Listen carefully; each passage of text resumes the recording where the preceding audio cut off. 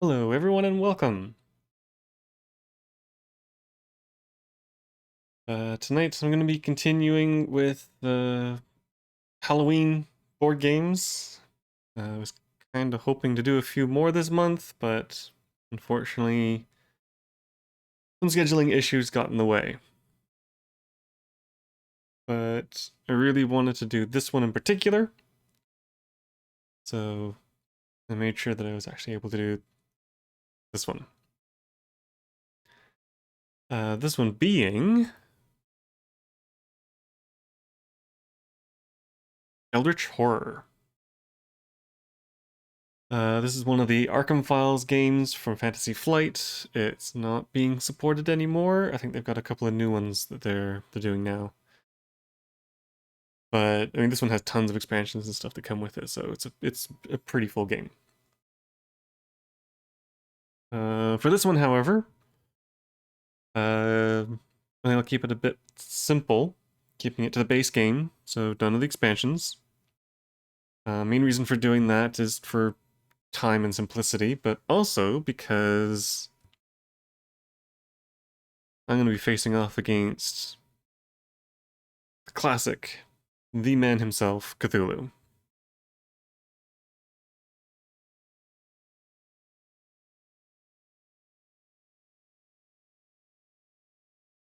So, most of the game's already been set up.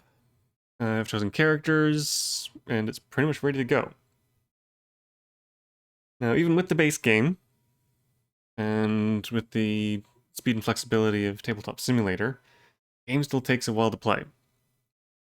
I'm going to try and do my best to finish tonight, but these games can typically take a few hours, or more than a few hours, which means it's likely that I might have to split this into two. I'll do what I can tonight, and I may end up having to finish it next time, which should be this coming Wednesday.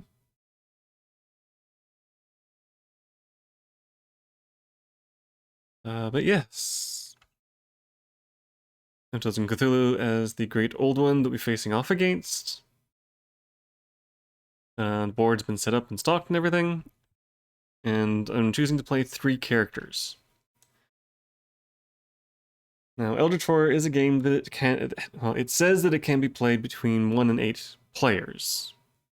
And technically that is true. However, I don't think that applies as well to number of characters.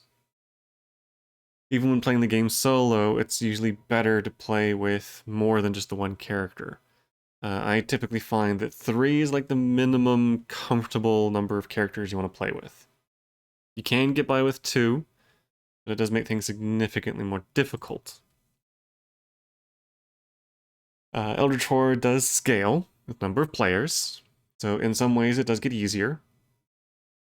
However, it has a similar problem as to what Midara does, in that even though certain things become easier, the amount of stuff that needs to be done stays the same. So in this particular case, you still have to collect clues, you have to fight monsters, you have to close gates, and you have to deal with the thing that the Great Old One is doing. And that's a lot of stuff for a single character to take care of, because although the game scales in difficulty as far as like enemies and solving the mysteries and stuff, it doesn't scale in the number of actions the characters get. So if you're only playing with one character, each character gets 4 actions they can perform each turn. With 3 characters, that's 12 actions that you're getting every turn. With a single character, it's only 4. And with 1/3 the number of actions, that's 1/3 the amount of board coverage you get, 1/3 the number of things that are getting done. And that can cause problems. So even though you need to do less as far as collecting things and actually doing things, the amount of stuff that you have to keep on top of stays the same. And that doesn't scale very well. In fact, it doesn't scale at all. So that is kind of one of the failings of this game. They made an attempt to get the scaling in, but they needed to do more. So 3 to 5 characters is typically the sweet spot as far as most of the Arkham File games go. There are a couple of exceptions, but if you're playing like this, the Arkham Horror board games, like the proper board games, not the card games, and things like Mansions of Madness, fewer than the recommended number of characters is, or fewer than the mid-range number of characters makes the game almost impossible to actually play. Because, unfortunately, Fantasy Flight has this thing where they keep forgetting that fewer players means less stuff getting done. So they only halfway scale games, for some odd reason. But anyway.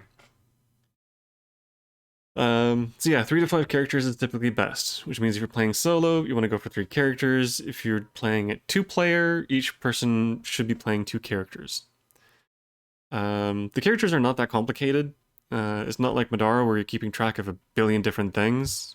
So managing multiple characters is typically not that big of a deal.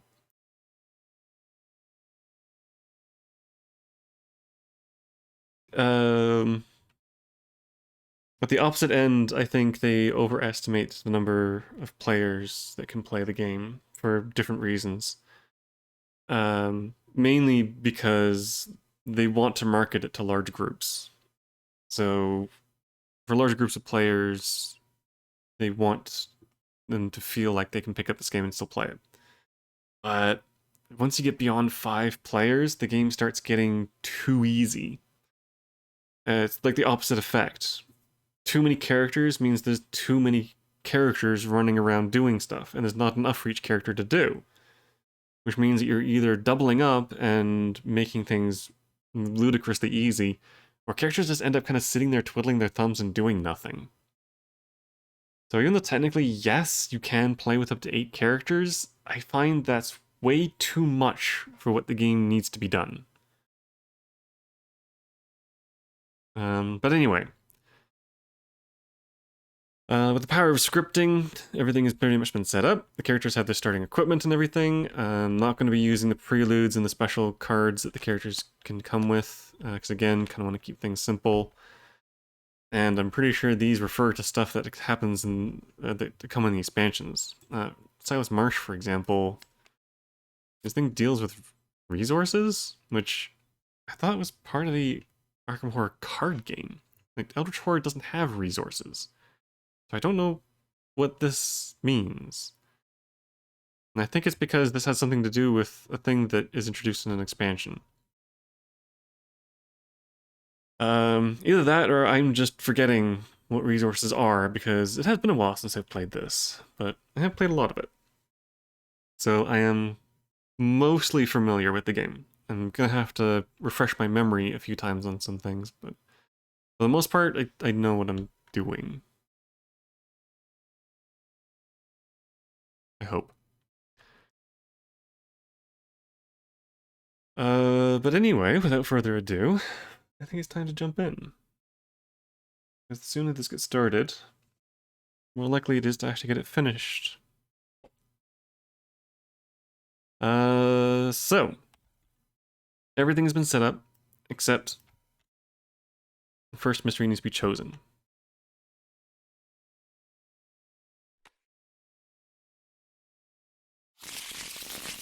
So again, this just uses the base set, so there's 4 mysteries to choose from. There are others that are available, but they get added in with some of the other ones.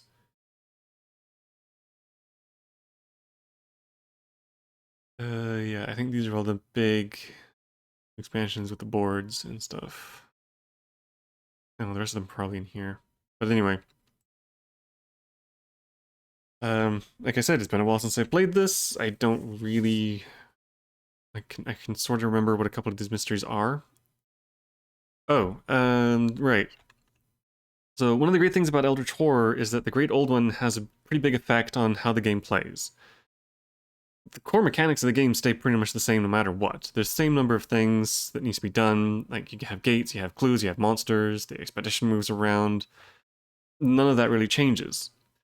The Great Old One, however, shifts the focus to a certain aspect of the game, making something a bit more important or slightly modifying how it works.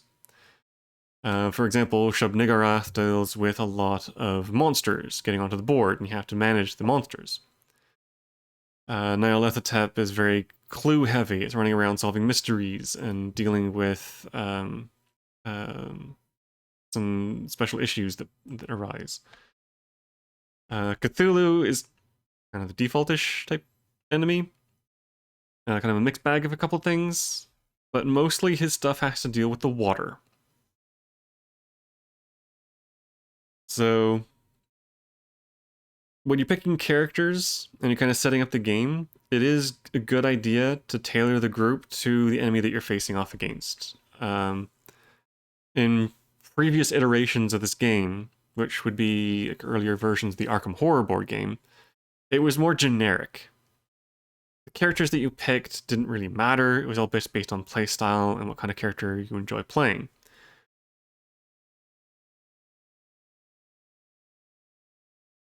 The focus of the game and the Great Old Ones and all that kind of stuff were all just very generic kind of stuff. There was some scenarios and campaigns that were created that kind of shifted the focus and played with the rules and did a bunch of stuff. But mostly it was just basic. Eldritch Horror, on the other hand, is much more tailored to specific purposes. Different locations are specific for different things. You go to Rome to improve mind, London to spawn clue tokens. Like, it's very, you go there to do the thing. Same with the Great Old Ones, it affects the game to focus on a very specific part. For Cthulhu, it's water stuff. I think there's a big monster that spawns and some clue things that need to be dealt with. Same holds true for the characters. It's a good idea to pick ones that work well with the Great Old One that you're facing off against. Now, if you're not too familiar with who you're facing off against, you do want to pick a mixed bag to cover every base. I, again, have a reasonably decent idea of what to expect, but not 100%. And because of that, the character that you kind of pretty much always want to have when dealing with Cthulhu is Silas Marsh, the sailor. Mainly because he does really well on water spaces. So he's a good guy to send off onto the water and deal with all the things that Cthulhu is messing around with out there. Mark Harrigan is just a good all-round monster killer. He is really good at just being able to go around and just zapping enemies, especially low health ones.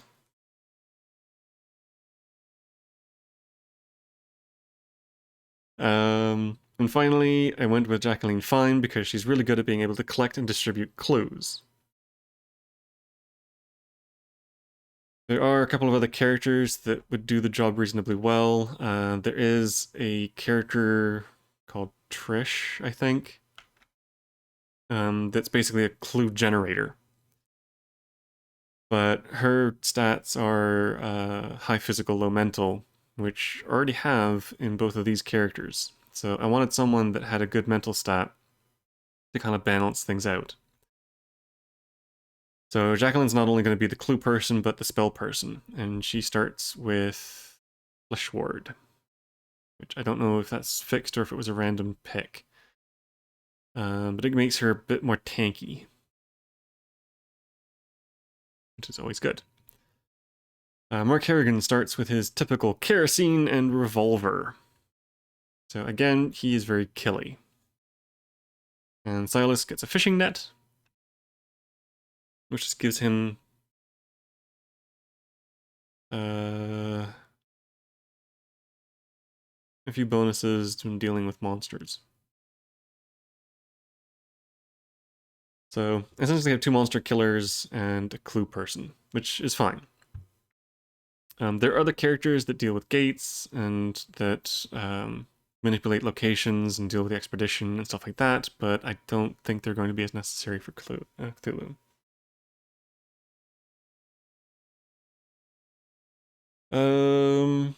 So yeah. Characters are all in the starting positions. As you can see, they have these neat little character miniatures, which are somewhat animated. We have Jacqueline Fine over here, near San Francisco and Arkham. They have a few different effects, which represents different states. I probably won't be using that one, but yeah, so each one has an idle animation, them being dead,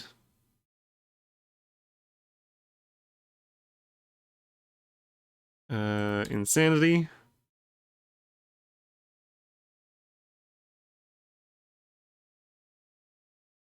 and delayed.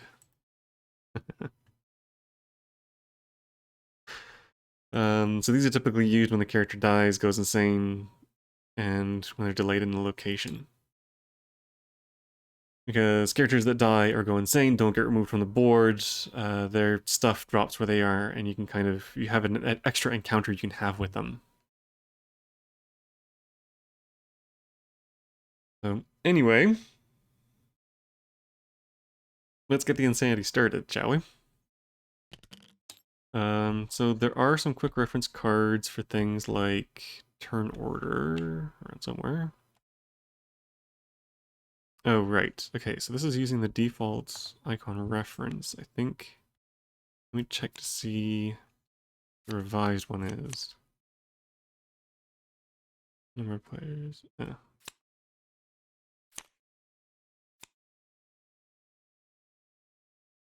Okay, so it's the same for 3 players. It doesn't really matter which one of those is used. Okay, so we need to figure out what the first mystery is. So this is the first puzzle that needs to be solved on the quest to defeat Cthulhu. Now, Cthulhu himself has a bunch of special rules. When an investigator moves onto a space containing an Eldritch token, he becomes delayed and loses 1 sanity. So there are no Eldritch tokens at the moment, but they're probably going to be coming out at some point. During a special Requiem encounter, each investigator in a C space. Oh, here we go. Okay, so yeah, each character in a space that does not contain an Eldritch token places an Eldritch token. And then when 3 mysteries have been solved, investigators win the game. And Cthulhu awakens, flip the sheet.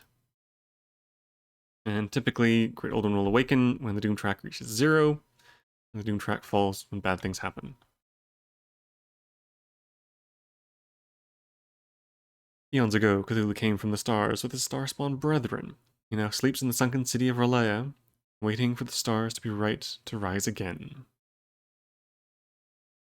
R'lyeh risen. So these are the Mythos cards, which would be Stage 1, Stage 2, Stage 3. If these run out, lose the game.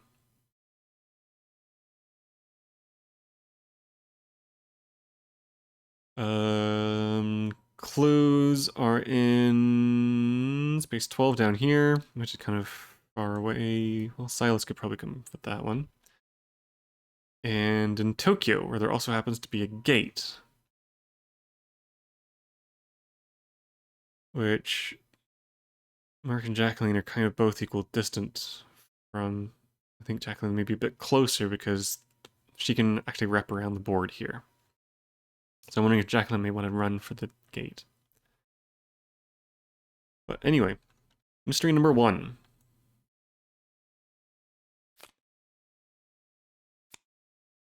Stars are right.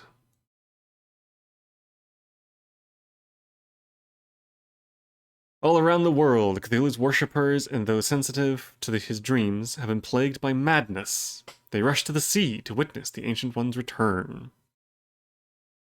When this card enters play, move each clue on the game board to the nearest sea space. So looks like the one in Tokyo is going to go... Oh, closer to Jacqueline. Over to there. And that one's already on a sea space.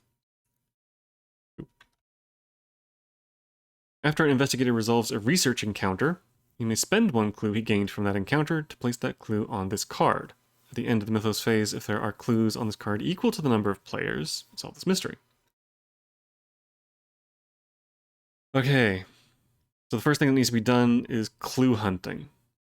It looks like Jacqueline is going to go for that one. Silas is going to go for that one. Mark, he may end up leaving that gate for now. He's probably better off hopping over to London to spawn more clues. So I think that might be the plan going in.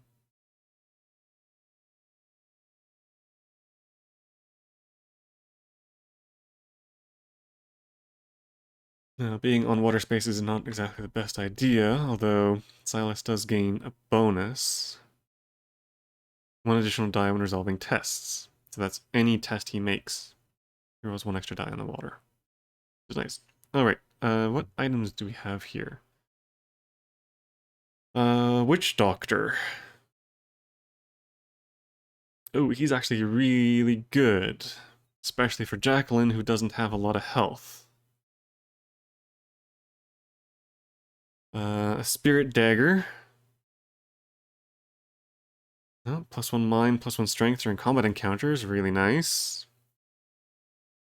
+2 mind during combat encounters. Let me discard this card. Prevent an investigator from losing up 2 health. They're actually all really good. So I may end up doing some equipping as well.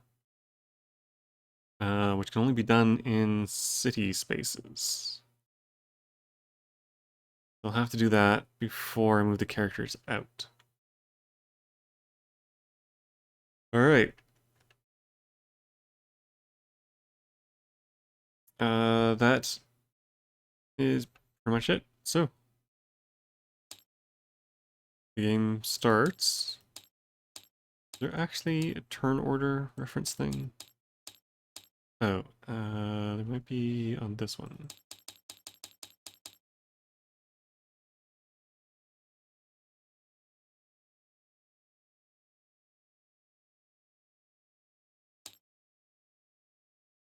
Yeah, here we go. Okay.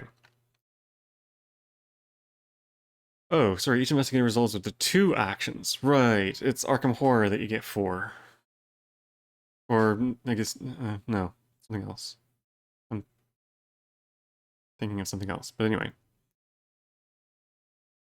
Alright, so each investigator takes 2 actions that can be performed in any order, but the character has to perform both before we move on to the next. So I think what I'm going to do...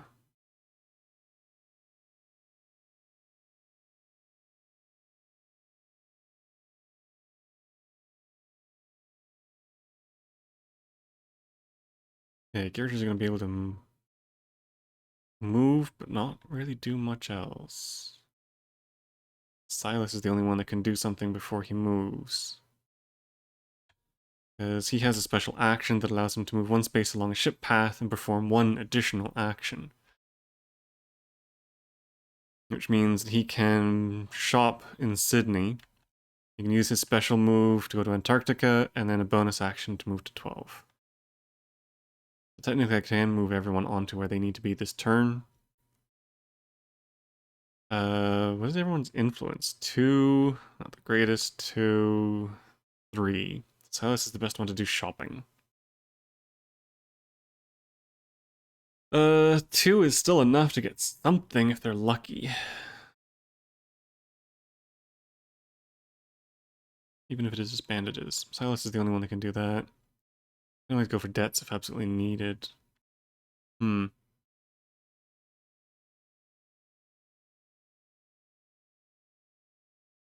Okay.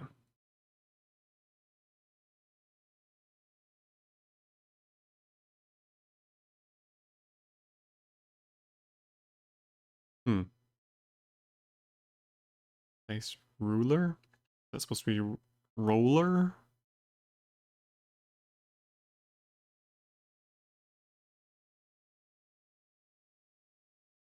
Scripted dice.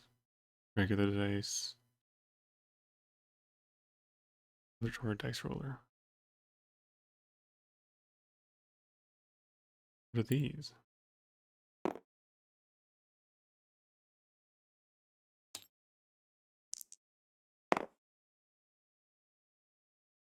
Oh, I see. Okay.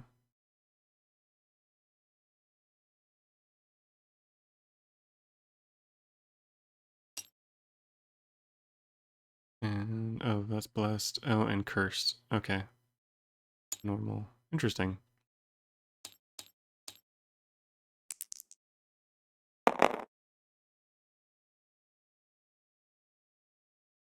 Oh, cool. Okay. I think I might use, oops, this thing.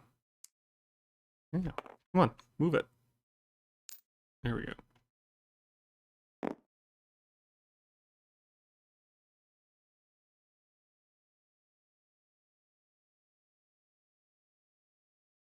Neat. Alright, anyway. So is everyone just gonna move this turn? Since Mark is staying in the city, you can always keep shopping. Hang on. Movement, I think, is more than just one space. Travel.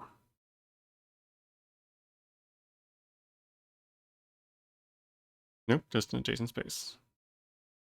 You can spend train tickets to move additional spaces. Right. Prepare for travel is an action. Okay, well, I guess might as well get a jump on these things.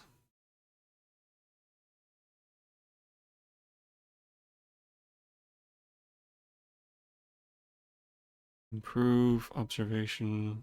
Our observation is already 3. Gain a spell. 1, 2, 3. Since it is the first turn of the game, rather than rushing into clues, I think it might be better to do some gearing up first. I think what she's going to do is she's going to move into here, into Arkham, and then buy a train ticket. Tickets, here we go.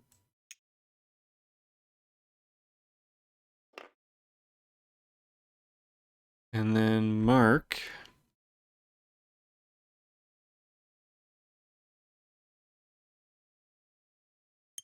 is going to hop into London. And then Silas is going to go shopping. So he has an influence of 3. Every success gives $1, or I guess resources that can be used to buy these things. So I'm hoping for a 3. But honestly, even a 1 or a 2 would be nice.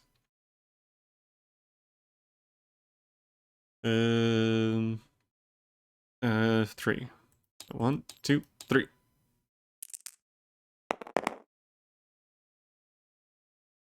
0 successes definitely sucks ass.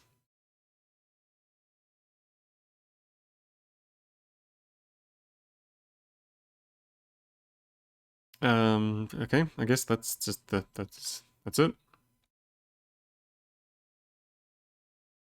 The reroll is only for strength tests. He's not on a C space, so yeah, okay, fine, whatever. That's an amazing start to the game. So he's gonna use his special action to go to here. Might as well grab that while he's out there. Alright, now it is encounter phase.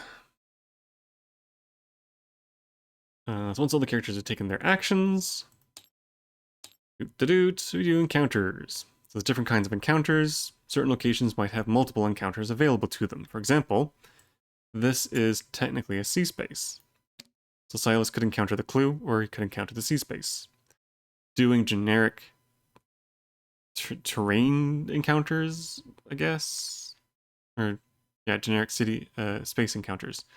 Usually not a good idea. They tend to be the worst ones. Okay, so might as well go in order. So we'll start with Jacqueline. And she is going to have an Arkham encounter. Now, I don't think this is scripted to the point where you can actually click on anything. No, okay, so it's not scripted. America. Shuffle these up. Draw, and we'll look for the one that says Arkham, which is the one at the top. An anonymous patient in the asylum pleads with you to share what you've learned. You may spend one clue to share what you know. If you spend the clue and begins chanting in the long dead language, gain one incantation spell. So see? Arkham is a good place to get incantation spells. That's what you get from these encounters. You're kind of guaranteed, almost, to get them. There's one or two encounters, maybe there's something different. But typically, you go to the place that you want the thing for. If you don't want to improve your observation, don't go to San Francisco, because you're not going to get anything else there. And that, I think, is probably when you would choose to go for a generic one, which is one of the really good designs of this game. You don't have to waste an encounter on something that you don't want. You can always go for the generic one, which are more random grab bag kind of stuff. I think typically they're like more to do with getting items and clues, maybe? Like just basic generic stuff. But anyway, went to Arkham, had an Arkham encounter, and it can spend a clue to gain an incantation. Now, fortunately, Jacqueline starts with a clue. So I'm going to spend one of these, and it will go into the little trash can, so that she can, in fact, get an incantation spell. So down here, there is a thing that you can use to grab specific cards. Now, I'm not entirely certain how this works. So, spells. Incantation. There we go, Instill Bravery. Once per round, when an investigator would lose sanity, you may test lore. If you pass, prevent that investigator from losing it. So it's basically the sanity version of Flesh Ward. So now she can prevent sanity and she can prevent health loss. But either way, flip the card. A non-common condition. Okay. So yeah, when the spell is cast, you flip the card and there's something on the back. Usually bad. Well, usually it depends on how many successes you get. So Jacqueline is a pretty good spellcaster with 4 dice. But could always do with something that improves that. Okay, so that cost her clue, but it gained her, and it's an okay spell, I guess. Now the thing is, once per round when an investigator would lose sanity, it doesn't say it has to be in the same space. And I might have to check this, but I don't think spells have to be cast on characters in the same location you are in. So technically, if either Mark or Silas lose sanity, she can use Instill Bravery, which is good because they don't have a lot of sanity. Their minds are not very strong. But that is her. So this goes to... I guess it goes to the discard. Typically you'd put these on the bottom of the deck, and then when you run through, you would shuffle and redraw. So it's like an endless thing, but you won't get the same card within each cycle. Like, for now, this is gone. Mark is next. Mark is next. And he's going to have an encounter in London. So most likely, this is going to have something to do with a clue. Now, unfortunately, only clues that are gained from research encounters can be used for this. So even if a character gains a clue from any other encounter type, it won't work. But clues in and of themselves are really good to have. So, Mark's encounter in Europe is going to be London. Impulsively, you look through the inspector's files while his back is turned. Spawn one clue on a space of your choice. Oh.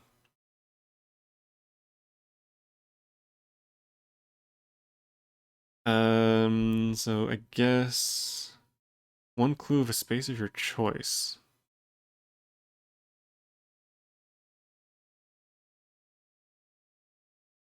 Might as well put it in London. Now, normally when you draw a clue, it's random as to where it goes. On the back of each, you can actually... Oh. uh,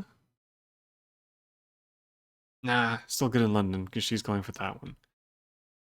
So yeah, normally on the back of the clues, it shows you where they go. So you would draw one at random, and then that's where that clue goes. So again, a nice little touch as far as design. It allows for random placement of stuff. Clues are also used for randomly placing things on the board. It's a fantastic little thing. I love this. But anyway, unfortunately, he sees you, and you'll need to fight your way out of Scotland Yard. Uh-oh. If you fail, gain a detained condition, as there's no shortage of police to arrest you. So Mark Harrigan's going to have to make a strength roll to try and fight his way out. Now, fortunately, Mark is one tough customer. He gets 4 dice. So unless it says specifically you only ever need 1 success to pass. But this just needs 1 success. Hopefully, in 4 dice, 1, 2, 3, 4. Here we go, 2 successes. So Mark has fought his way out of Scotland Yard with some potentially vital information in London. And that card is now out. And now Silas is going to have his encounter. And he is going to encounter the clue. So for that, you need to refer to the research deck. And every Great Old One comes with its own research deck, which means these cards are going to be specific to each Great Old One. Which is great for replayability. It means that these things are going to be different pretty much every time you play, unless you play the same Great Old One over and over again. And expansions and that add a bunch of extra cards to these. And with a number of Great Old Ones that are available in the game, both official and unofficial, there is tons of variety. Now, the cities will always be the same. Again, expansions will modify these, but there are ways of being able to customize the game. Things a bit different. So anyway, let's see what Silas encounters out on the water.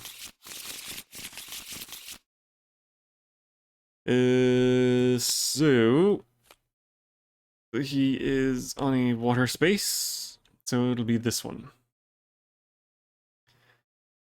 As you stare across the water, a webbed hand reaches from below the surface and grabs your leg. A deep one monster ambushes you. If you defeat it, gain this clue and 1 additional clue. If you do not defeat it, gain a leg injury condition. So a deep one monster. These are special monsters that are set aside specifically for Cthulhu. Oh, there's only 1. Enemies that are spawned in typically go away at the end of the fight. From an encounter. Otherwise, they stay on the board. If they're spawned in by like a Mythos card or something. But anyway. Deep One monster ambushes Silas while he's on the boat. Okay. So, combat has a specific sequence of events that occur. And I just want to make sure I get this right.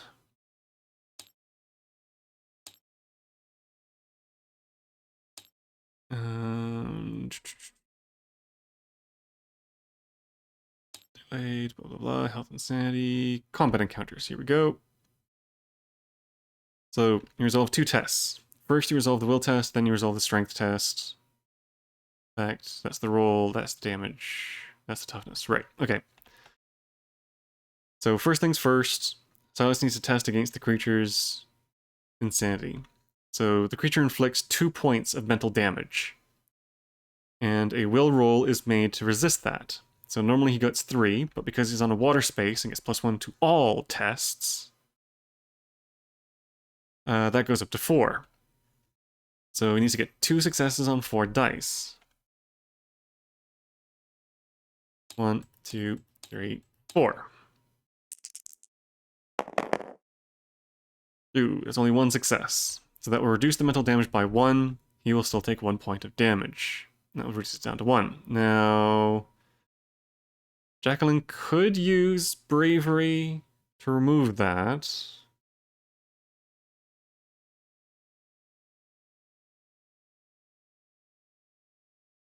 I guess why not? It'd be interesting to see what's on the flip side. Sometimes the flips are good, sometimes the flips are bad. Sure. Let's try that. So she has 4 dice. And to cast the spell, you only need 1, but more is better. So...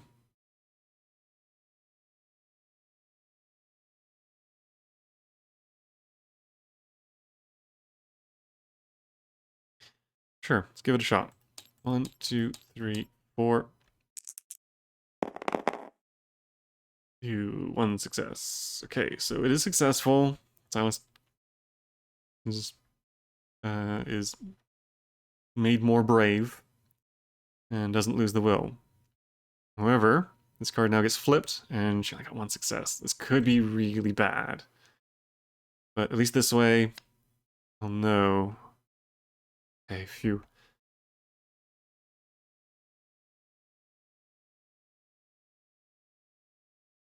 Ooh, ouch. Your incantation inspires courage in the face of madness, but at the cost of your own blood. Lose 1 health. Then flip this card. Okay, so now I know whenever Jacqueline uses Instill Bravery to absorb sanity damage, she's going to be taking health damage. Now, that's not exactly the best, but it means I can use this.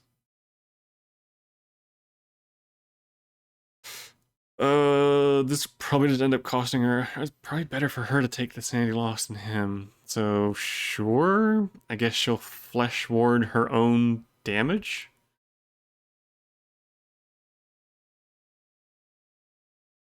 Okay. And normally when a spell like that, or a card like that is used, what I would do is tap it for Magic players. But since this is the last, there's no one else that can at least be used on.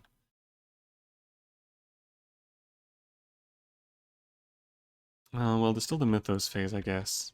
So sure, let's just do that. And yeah, I guess Flesh Ward. So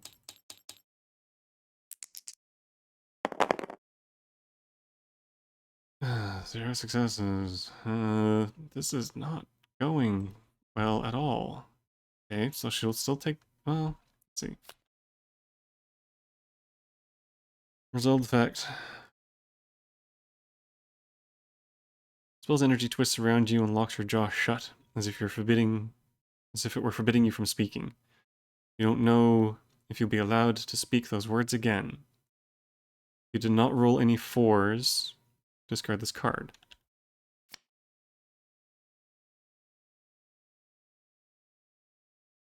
Okay, if you pass, so no, she still takes 1 damage. And if it didn't roll any 4s, oh shoot, I don't remember what it rolled. I'm pretty sure it rolled at least 1 4. So the card isn't discarded. Yeah. So whenever she absorbs health, it's a sanity. Whenever she absorbs sanity, it's a health.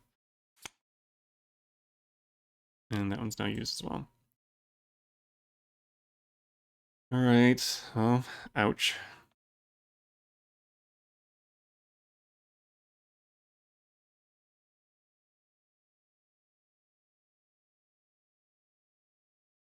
You can always recover, or rest to recover the health loss.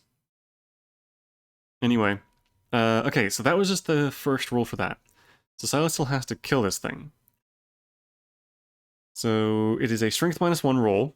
It inflicts 1 point of damage and has 2 health.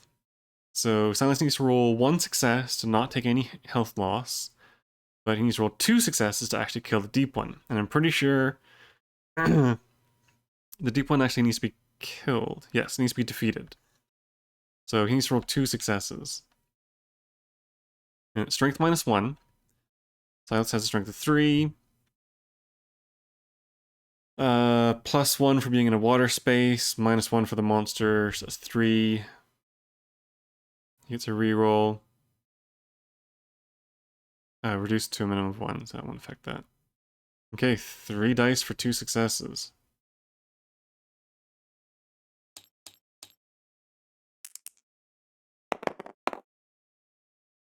No. I have a feeling I'm going to get screwed over hard in this game. So he doesn't take any damage, but failed to defeat the deep one, which means the clue was not gained. And it does mean he gains a leg injury condition.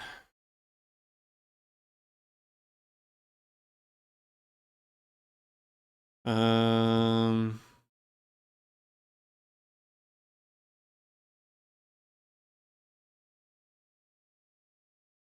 What would that be?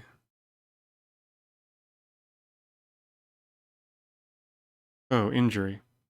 Injury. Leg injury. Okay, Silas now has a leg injury. His leg was slashed open by the deep one. So his card can be gotten rid of by resting and rolling a 5 or 6 on a die.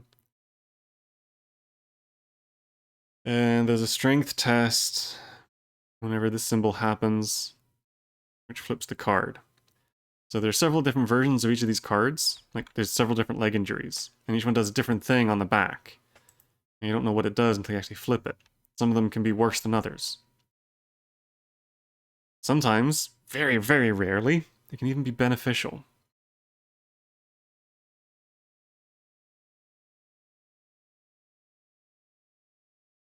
But, as it is,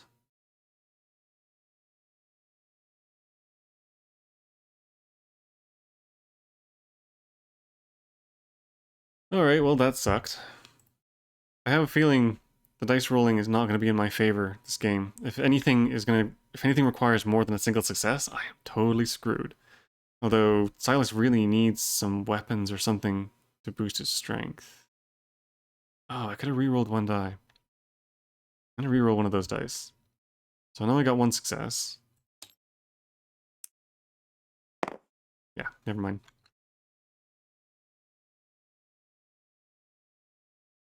Okay, yeah, I need to start getting some actual stuff. I need rerolls. I need successes. I need things that are going to rely more on just dice rolls, because this thing, I should get some real dice.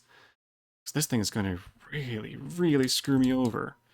Unfortunately, this is one of those games where, ouch. Best strategy in the world is going to be ruined by shitty dice rolls. Like, you can do everything perfect in this game and fail on turn 2 because you cannot roll a single success to save your life, like literally. It is one of the things I hate about these kinds of games, because it does mean, like, that deep one should not have been a problem for Silas. Well, I don't know. 2 successes on 3 dice is not a great odds, because you're gaining a success on a 5 or 6 on each dice. So each dice has a 1/3 chance. So 1 success in 3 is actually kind of average. But 1 in 4, because of the reroll, that was bad. But it is as it is. And yeah, I think just trying to get 2 successes on 3 dice is probably just not good. Yeah, Mark would have been much better off trying to kill the thing. 4, 5, 6.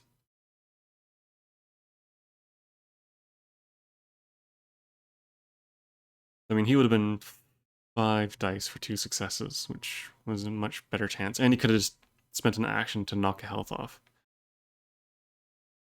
Although technically the monster wouldn't be on your space. Oh, but it's an action, yeah, so it wouldn't work. But anyway, that is the 3 encounters, which means it is now Mythos' turn. So, I won't take the chance that these have been shuffled, so I'm just going to shuffle. Okay, so I know that there are 4 cards in stage 1. There's 2 yellows, which suck, and there's 2 blues, which really suck. The green ones tend to be the more beneficial ones, but they don't come until stage 2 and 3. So these first 4 cards are going to hurt.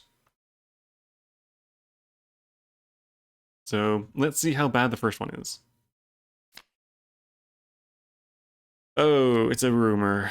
I hate getting these early. Okay, spreading sickness. And it's a sucky one too. So first things first, clues are spawned. Now, since it's a 2-player game, sorry, three character player game, whatever. 2 clues are spawned onto the board. So clue number 1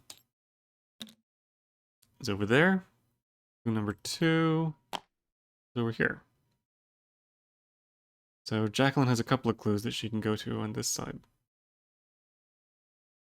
And then a rumor, space 17.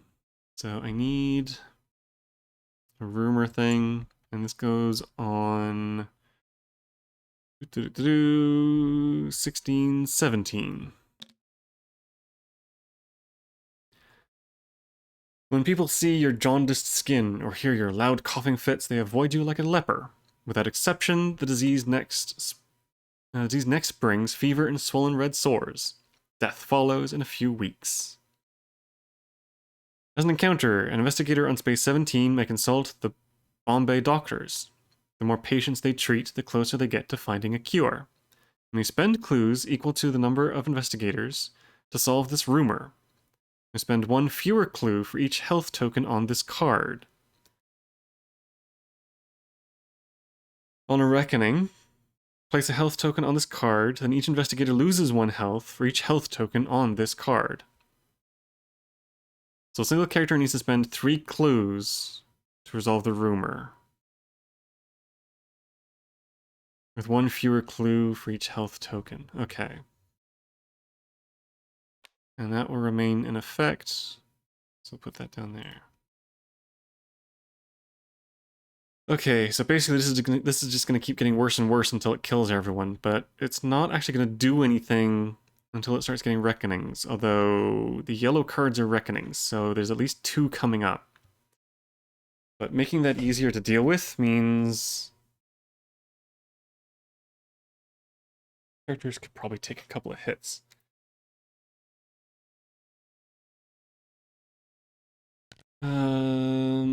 Mark can probably start making his way down there, collecting these clues along the way. It's still going to take him a couple of turns to get there.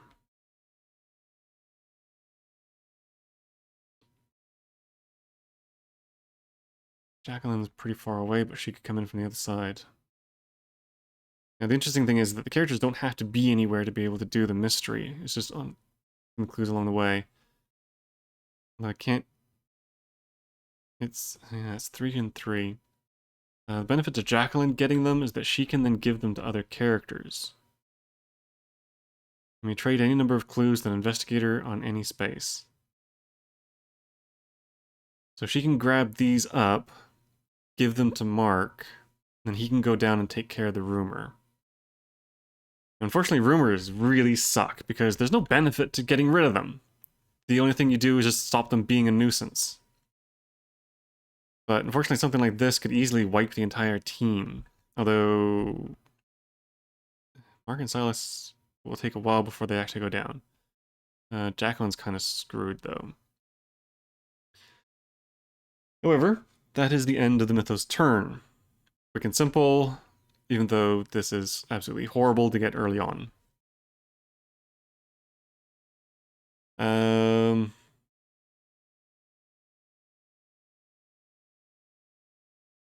So we're back into the next turn, which means it is actions. So Jacqueline, I think, is going to have to start collecting clues because Silas is not pulling his weight down there. So what she is going to do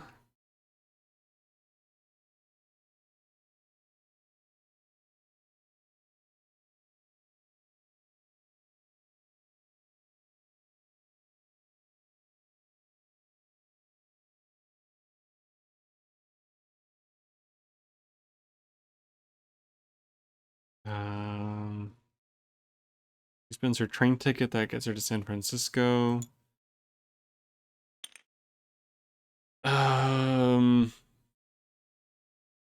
Is it worth her shopping? Oh, these things can untap. Or exhaust, or whatever the terminology is for this. Bandages would be really good on her. I don't know if I want to waste her encounter in San Francisco.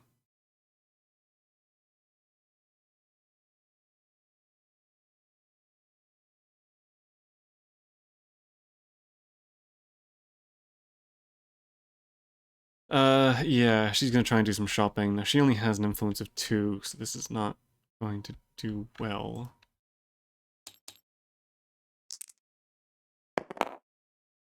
Yeah, but she did get a single success, which means she can get bandages. Now at least she has a little bit more health mitigation. Health damage mitigation, I guess.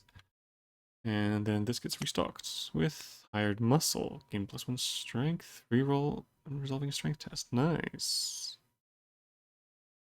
It's a good combat stuff.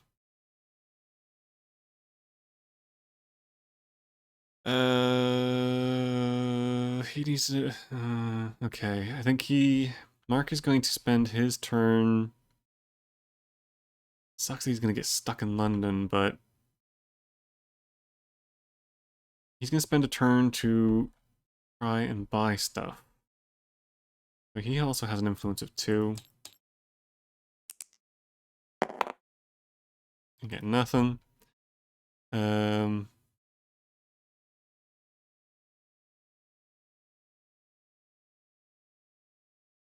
hired muscle would have been good on him. Am I gonna waste his turn? Oh, I thought he was. Okay, so yeah, Mark is the one that can't become delayed or become detained. So even if that roll had failed, the police wouldn't have got him. Now, he already has a weapon. He can only use one weapon in a fight. So him getting another weapon doesn't really help. Cross would be good. Hired muscle would be good. Is it worth taking a debt, though?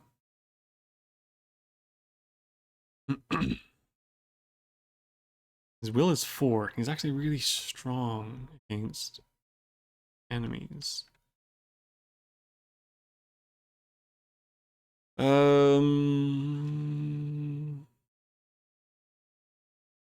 Sure, he's gonna take a debt.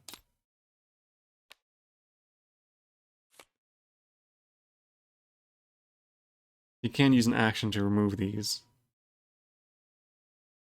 And he's gonna use that to gain hired muscle.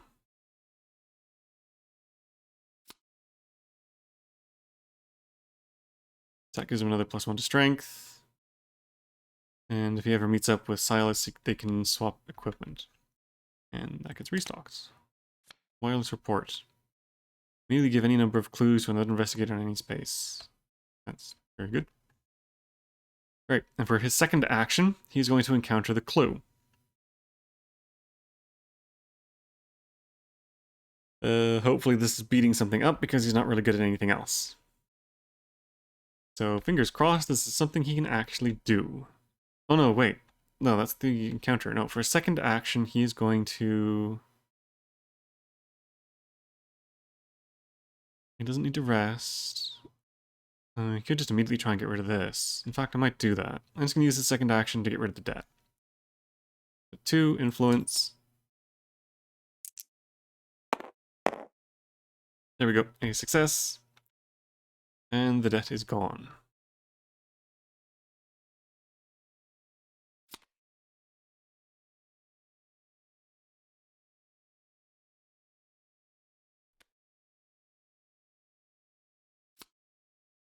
Okay. And then during the encounter, he'll have an, yeah, okay. So he'll have the clue rather than the London encounter, which makes sense. And for Silas, not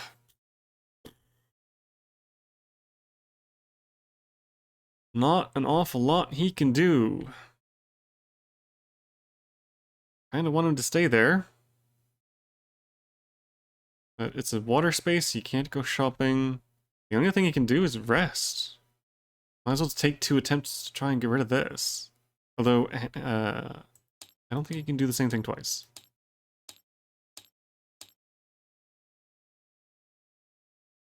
Yeah, each action only once. You can only rest once. There's not really anything else for him to do, though.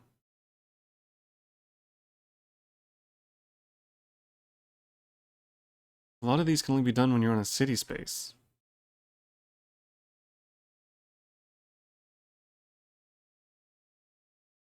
Or if you're in the same space as another player. Only on a sitting space. Yeah, okay. Okay, let's just do a rest for that, and I guess it won't use his second action. So roll a die on a 5 or 6.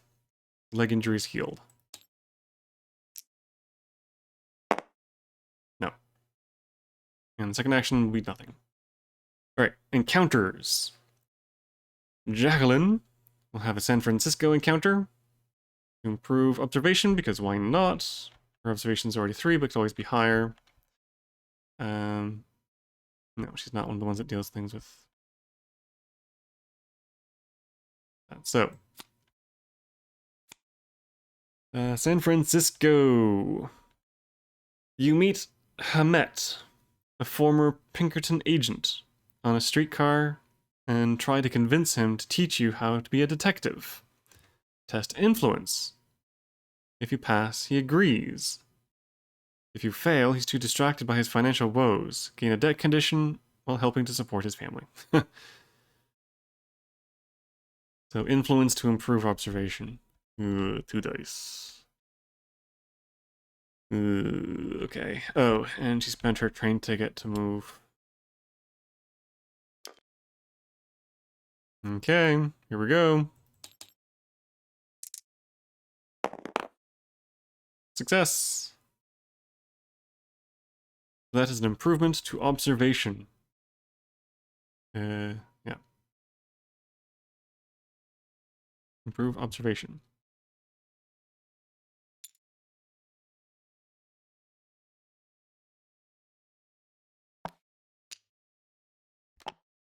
Her observation is now technically 4. Not bad. There are a couple of characters that can actually manipulate improvements like that, like shifting it from to different abilities. Which can be useful, but in that particular case, that one's done. Mark is then going to encounter his clue. So let's see what he gets. He is in the city. You recognize allusions to Cthulhu in a sculptor's recent works. You speak to the artist about his inspirations. Test influence. So his influence is only 2.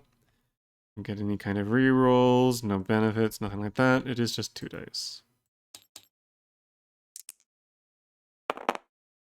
There we go. Success. If you pass, gain this clue and 1 additional clue. So the 1 clue can be spent on this thing. The other clue he will get and can be used for the rumor. Because you can only put 1 clue onto this, I think. Yeah, and we spend 1 clue he gained from that encounter and place the clue on this card. So now 1/3 of the way towards completing the first mystery. And Silas is going to have another encounter with the clue out on the water. Let's hope he does better.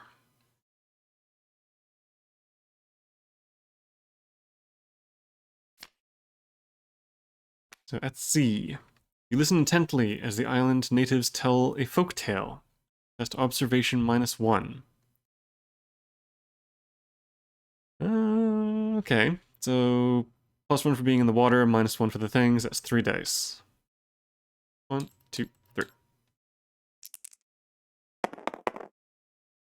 Boom, 1 success.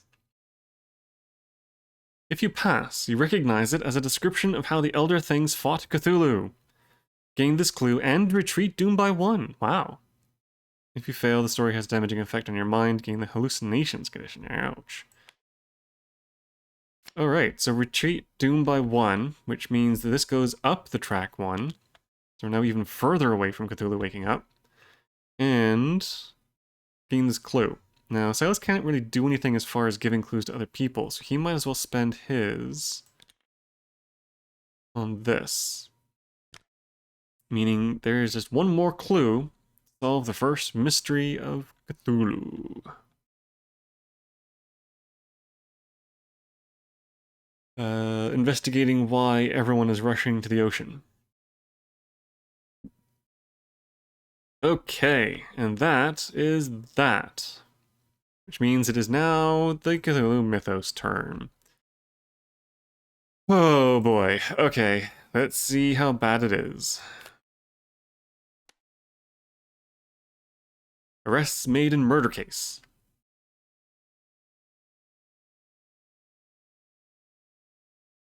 Ooh.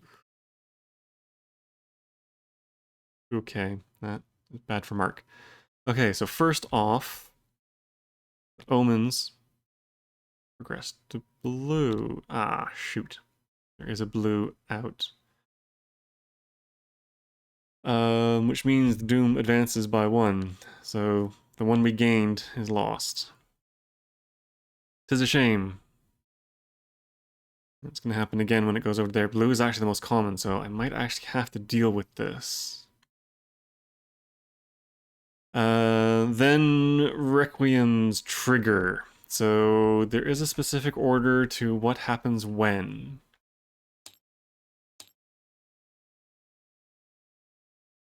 Resolve these effects in the following order. So monsters trigger. There are no monsters on the board, so that's fine.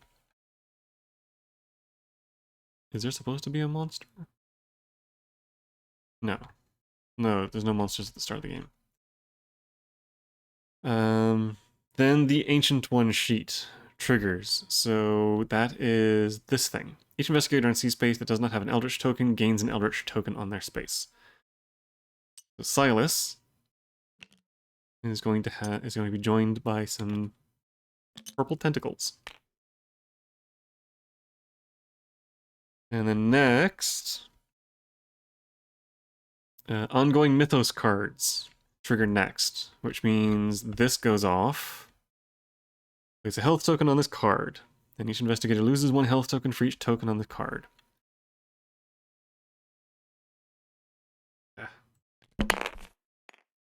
Oops.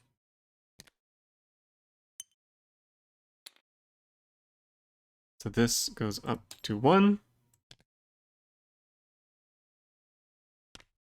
And everyone loses 1 health. So for these guys, that's not that big of a deal. They can just go down by 1, down by 1. She is going to try and cast Flesh Ward to absorb that damage. So lower 4.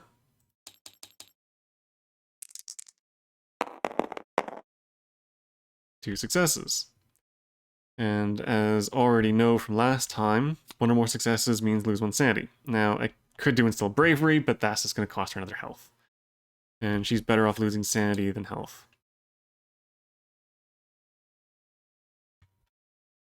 So she wards herself against the disease. Alright. So that now only needs 2 clues to solve. So if Mark can be given 1 more clue token, he can take care of this. So he needs to get his way down here. Which, fastest way would be through Istanbul, but might want to stop off at the pyramids to grab this one just in case.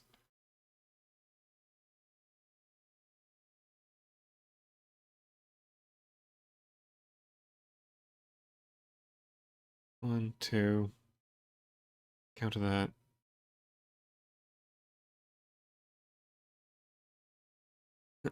Oh, 1, 2. Yeah, okay. But anyway, so that is the Mythos card. Next up is Investigator Possessions and Conditions. So the only thing is the leg injury. Because no one else has any debts. So, Silas needs to test Strength. His Strength is 3, plus 1 because he's still at C. So he's rolling 4 dice.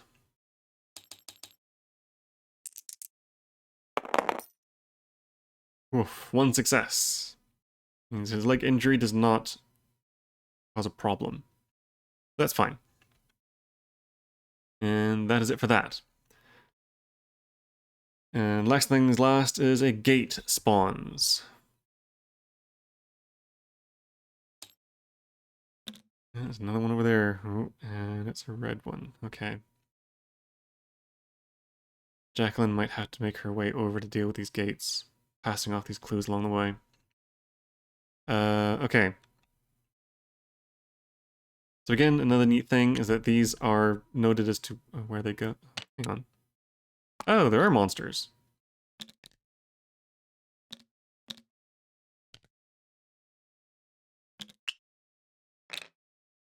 Oh, they just pop up under the gates for some reason. Okay, so there's actually a riot going on in Tokyo. Ooh. You may attempt to disperse the mob and influence -1. You pass, defeat the monster. Okay.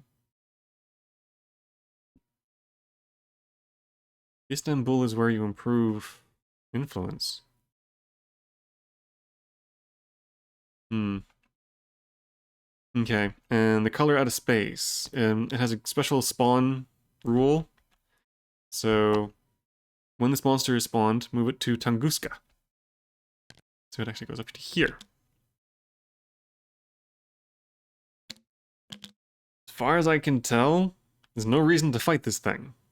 Unless for whatever reason I need to go up here.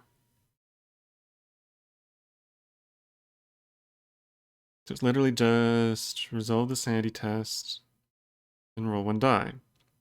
On a 5 or 6, defeat this monster. Oh, I guess it has a toughness for things like Mark's ability. You could just plink it down, I guess. Okay. Right in a critter. And now, arrests made in murder case. You open the door of your hotel to find several, stone-faced policemen. There's been a lot of unexplained deaths, and nothing attracts suspicion like being a stranger. Each investigator in a city space with a weapon possession tests influence. If he fails, discards 1 weapon possession and gains the detained condition. So again, Mark cannot be detained. She's also in there, but doesn't have a weapon. So Mark is the only one that is going to be screwed over by this, because he has his revolver, which would be nice if he didn't lose that. So influence of 2. Okay, it's not the end of the world if he loses this, because he could always get the dagger in exchange. Let's see. Ooh, 2 successes. Okay.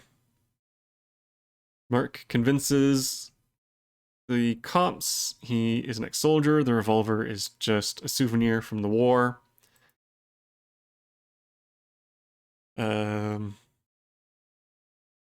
Cops take pity on him and leave him be. And that is that. So, beginning of the next turn.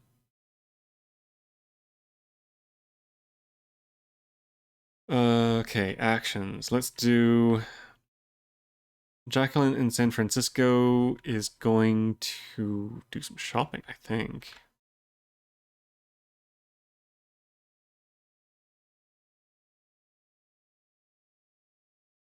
A Holy Cross, I guess, would be good for her.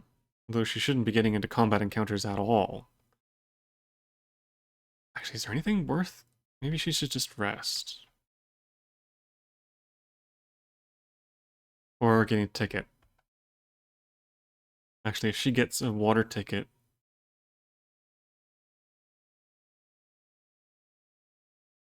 That might actually be good. Okay, so she'll get a ship ticket. Purchase a ticket in San Francisco before heading out to... She wants to come down to get to Tokyo. Going down to 2. Okay, Mark is going to hop down the pyramids. Could do the expedition. I don't No. Expedition can be quite good. Is it worth taking a turn? I know there's going to be one more trigger here, which might even drop this down to needing only one.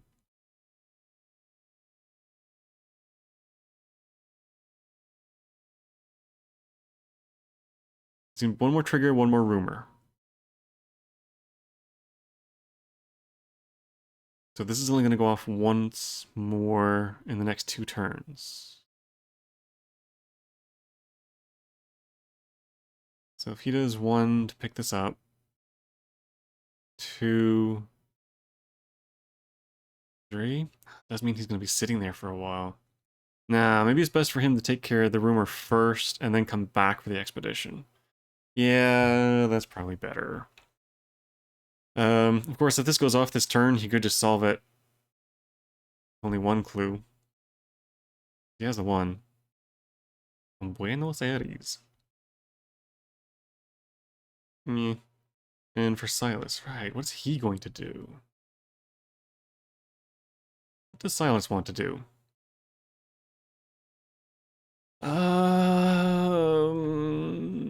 What he is probably going to want to do is get somewhere we can do some shopping. And he needs to get rid of this leg injury.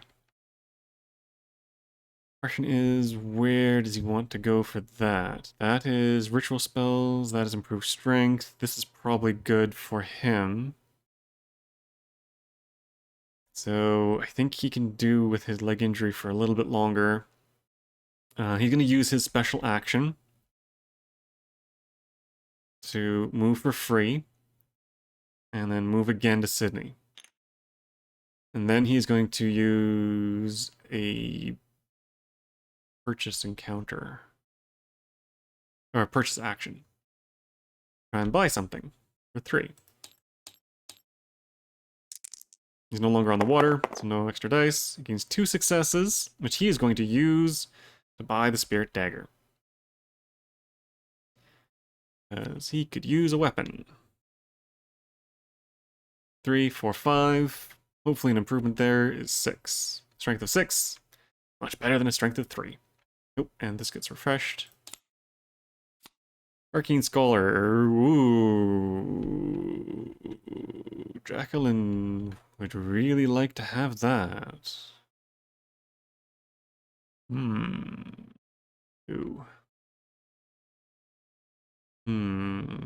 Maybe once she gets out into here.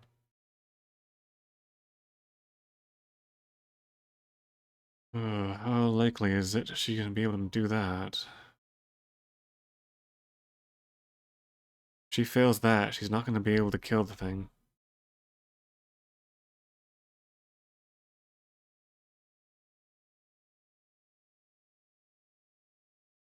You may be better off going to deal with the gate in Shanghai. I wish she had a spell that could be used to beat enemies. She's not a fighter. Yeah, she's going to be rolling 1 die to kill that thing. And 1 die. What she really needs to do is get to hit symbol. Prove her influence, but she's nowhere near a symbol. Nah, okay, let's just try. I mean, if anything, Mark should be able to deal with the rumor. I could just use this clue to finish the mystery, actually. I know that this is going to trigger at least once more. So it's only going to need 1 clue to solve it, which Mark has, and we'll probably get extra. So maybe Jacqueline should just finish the mystery. There's no guarantee that he's going to get the clue. I think if she gets it, should pass off to him. And if he gets his, then he can use his to finish. Or maybe I'll do it the other way around.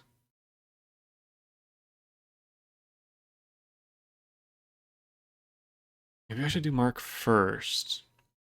If he grabs this, he won't need Jacqueline's one. So she can use hers to finish off. But there's no guarantee she'll get hers. Oh, choices. Let's start with Mark. Let's see what happens with him. He's going to take a look at his clue. He is in a wilderness space. So he'll be doing this one. Migo have lured you into the wild to put an end to your investigation. You try to drive the creatures off before they can do any lasting damage. Test strength.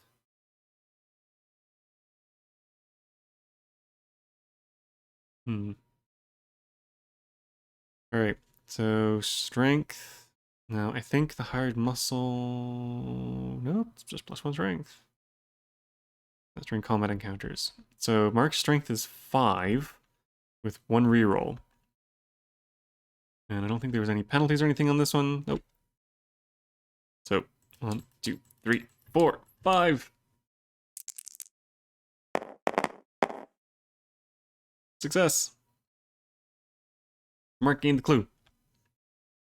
That was actually the perfect thing for him to do. Okay, so if you pass, you gain this clue. As much as I want to use this to finish it off, I think it's probably best for him to take it so that he can guaranteed get rid of that rumor. So that's him done, so we'll do Jacqueline next and see if she can't get her thing. Oh, right, that's the one that came from Tokyo.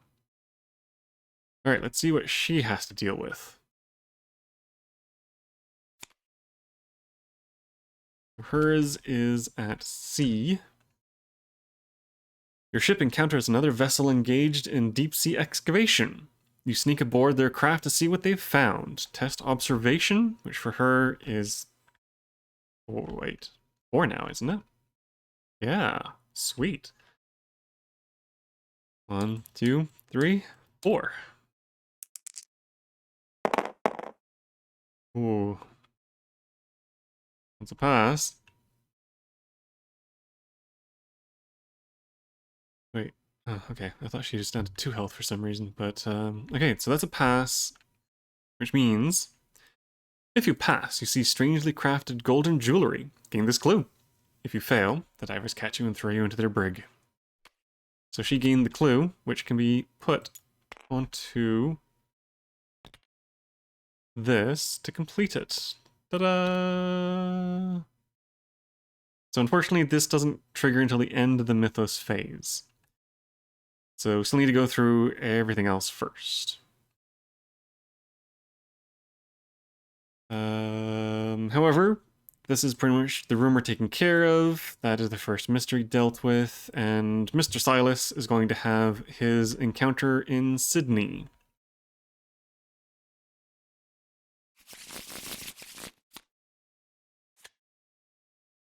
There. Several passengers on an underground train have been trapped by a tunnel collapse. The dark and claustrophobic climb through the rubble is terrifying. Tests mind. Or test will. 3. That's only during combat encounter. So yeah, test 3.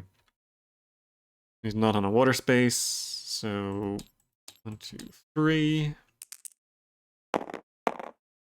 Success, success.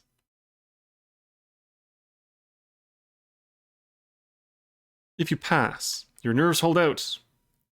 Your nerves hold out enough to help dig a clear path for the survivors. Improve strength. If you fail, lose 1 sanity.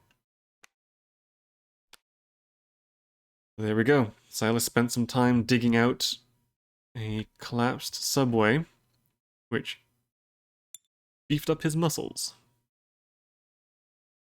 Now strength 4. Nice. And that is the encounters done, which means we're now on to the 3rd of these cards. So there's 1 more rumor and 1 more Requiem card. I kind of want the Requiem card. I want to be able to clear this before I have to deal with yet another rumor. 50-50 chance. See what we get. Here we go. Okay, so the omen progresses to red.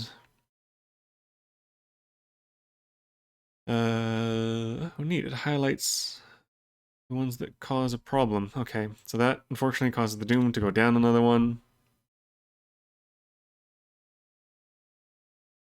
So I know that the next one's going to be a rumor. Okay, Requiem triggers again. So, on the order, monsters go first. I don't think either of these monsters have a Requiem trigger. No, they don't. Next up is Ancient One Sheet. So everyone in the water, which is Jacqueline, gets purple tentacles.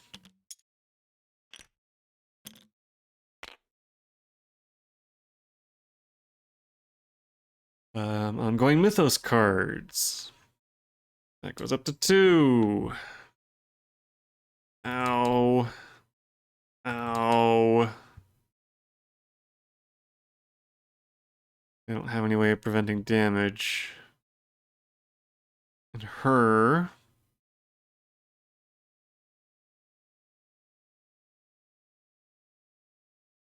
Flesh Ward.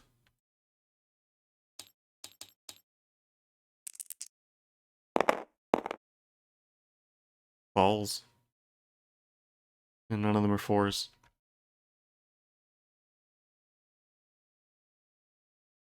Okay, Jacqueline gets royally fucked over by the disease. She's gonna have to spend her bandages to not take the damage, and she'll lose her flesh ward if she didn't roll a 4. So not only did that disease seriously screw over her health-wise, but it also made her forget a spell. That royally sucks. She no longer has the ability to mitigate damage. That is really, really bad. That could not have gone worse. I cannot believe that Jacqueline the Spellcaster has cast 1 successful spell so far. Well, I guess 2. Honestly, I'm thinking of maybe just forgetting about the spells. Unless I can get this thing. Even then, not getting a single success on 4 dice. What the hell? Maybe it's just let her die, honestly. I mean, she is going to die, no matter what. Because she has no way of being able to prevent it now. So, I guess... she's gonna be the next one I bring out. In the meantime, however... right, so next up is... Investigator cards. So, Silas's bum leg. So, he has to make a strength roll, which is 4.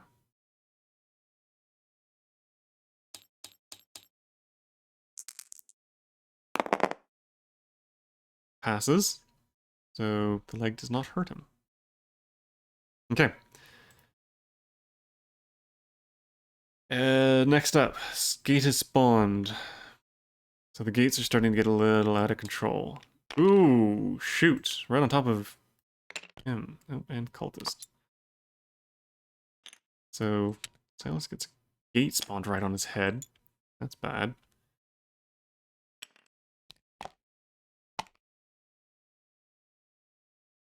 So cultists use the information on the sheet. So these cultists are here. Before resolving the strength test, just straight up lose 1 sanity. Ow. 1 damage, 1 health. Okay. Alright, well Silas can take care of him. And maybe deal with the gate while he's there. Okay. Omen of good fortune. You drop a penny into the peculiar mechanical device. The automaton waves its hand and turns over a card bearing the words, "Good luck is with you."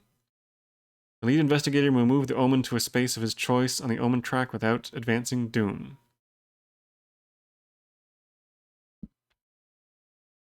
If that's the case, then I'm going to put it there. Because there are no green ones out at the moment. So that means 2 bonks to be able to get back to the blue, 3 before it gets back to the red. Okay. Yeah, technically I should be keeping track of who is lead investigator. I think typically it'll be Jacqueline. I usually go first with her. Although Mark went first this turn around. So he was technically lead investigator. It didn't matter. That is the end of the Mythos phase, which means this resolves. So the clues can all be discarded.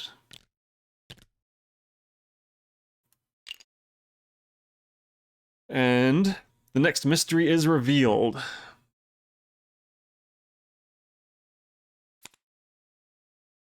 Deep One's attack.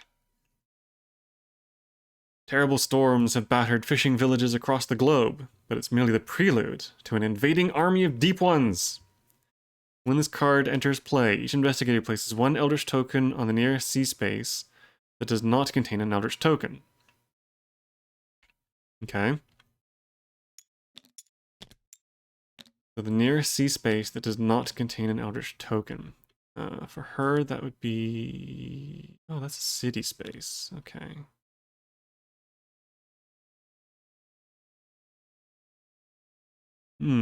Nearest water would be... 1, 2, 3... I think that one.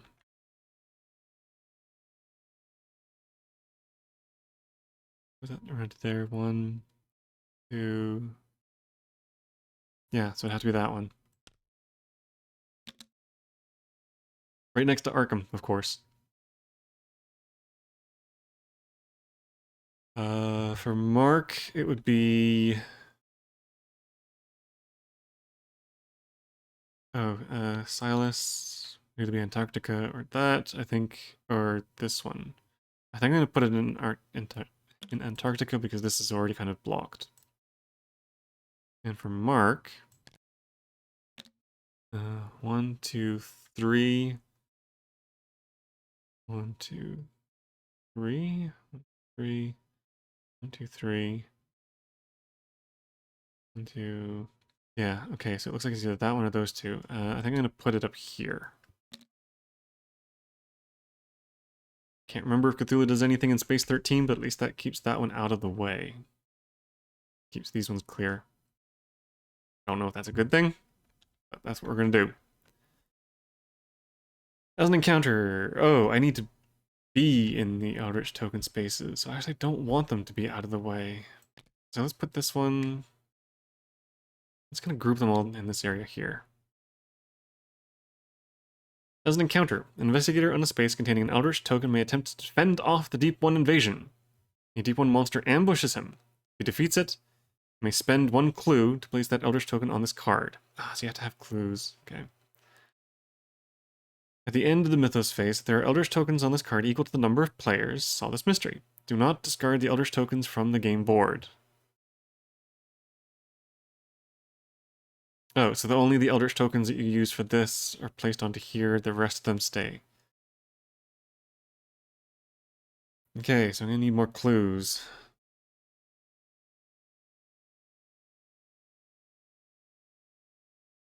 Okay. Alright, so we're now on to the next turn.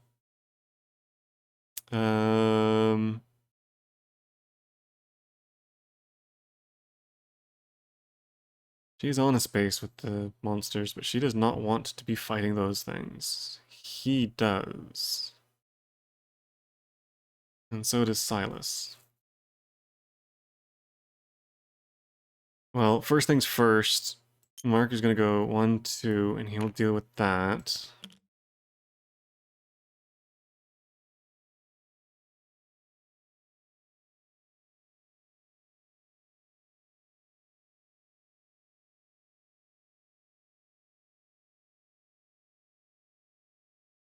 So that's the encounter, yeah. So that will only cost him one of his clues, which means he'll still have another one. So his next turn, he could go 1, 2, and do this. She needs stuff. She needs clues.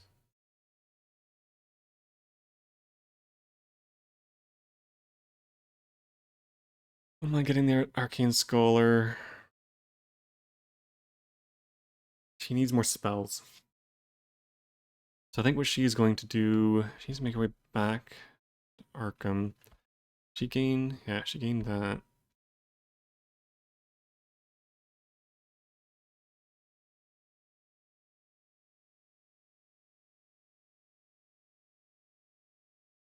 That is a city space.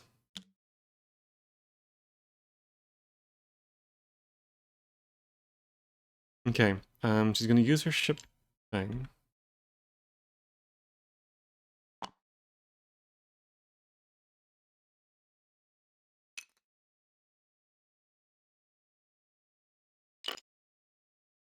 Move up to there. And then she's gonna try and buy stuff. So influence of 2, looking to get 2 successes for the Arcane Scholar. Here goes. She got it. The Arcane Scholar is now hers. Now she just needs some spells to actually use it on.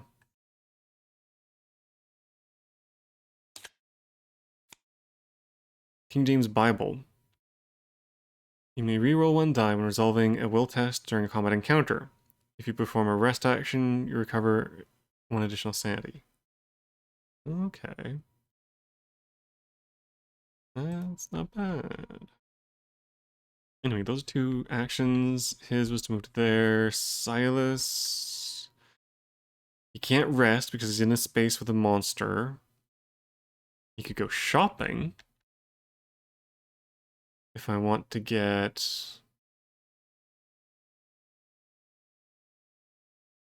the Witch Doctor. Holy Cross, maybe?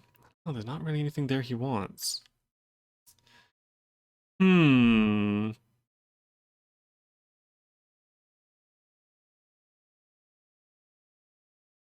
And the extra +1 to will wouldn't be too bad. Hmm. Maybe you can get the Witch Doctor to pass off to Jacqueline the next time they pass. Oh, actually, maybe he should go up and deal with the riot. He probably has the best chance of dealing with this, actually. That makes sense. 1, 2. Actually, hang on, he can use his special action. Move 1 space along the ship path and then perform 1 additional action. He's gonna do that. He'll use that to go there. And the extra action to rest. Which will give him an extra health and a chance to get rid of this. Which passes. The leg injury is healed.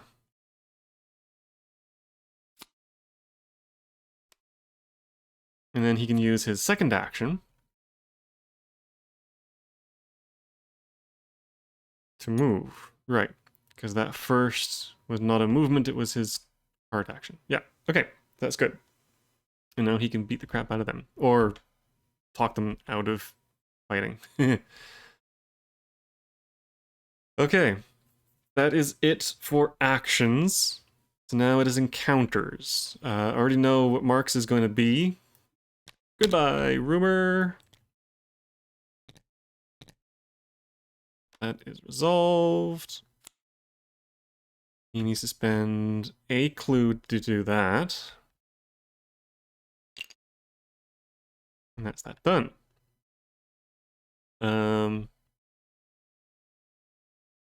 So it's either Jacqueline on the clue or Silas on there. Let's do Jacqueline first. She's in the greatest position to just be absolutely screwed over by that. Okay, let's do that. She's going to encounter the clue. That's in a city space. The librarian tells you that the book you're looking for was checked out by someone named Mr. Marsh. Silas, you have it.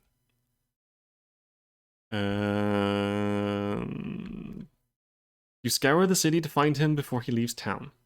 Okay, maybe not Silas. Observation, which is her 4 stat.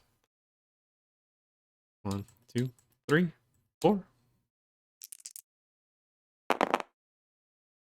Success. If you pass, you manage to steal the book from his hotel room. Gain this clue.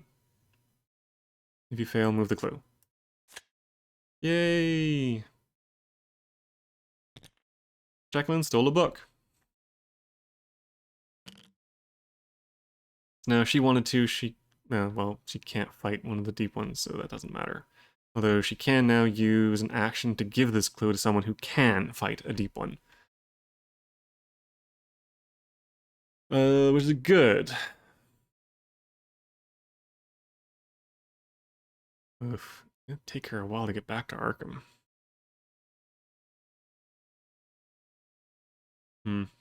Okay.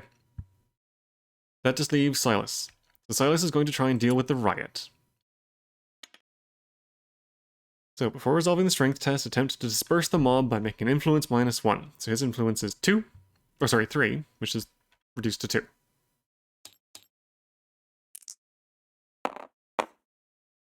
Wow. And Silas manages to talk to the knuckleheads and get them to disperse. So these guys are gone. They get returned to the monster cup. And now, Silas can have an encounter. Now again, you can choose which one. You could just choose to do Tokyo, choose to do the gate, or just do a generic city. I think he's going to jump into the gate and see what happens. Now, this is kind of mixed bag. Anything can go. Oh, he's actually pretty well balanced. If it's lore, he's screwed. If it's anything else, he should be fine. Maybe.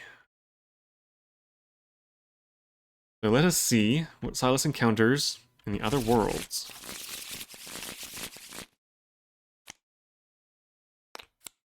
Oops. Future. You find yourself in a familiar city, but there's no electricity. The only light comes from the greenish moon, and the only sound, a distant screaming. You can feel your reason being overrun by fear. Make a will test. His will is 3. It's only during combats, so 3. 1, 2, 3. Success. Oh, balls. I actually wanted to fail that one. Crap, okay. Resisting the urge to panic, you find a large metal and glass machine that has electricity sparking across its surface. You try to learn how to operate the device. Make a lore test. Remember when I said if it was anything other than lore, it would be fine? Yeah, well. FU2 game.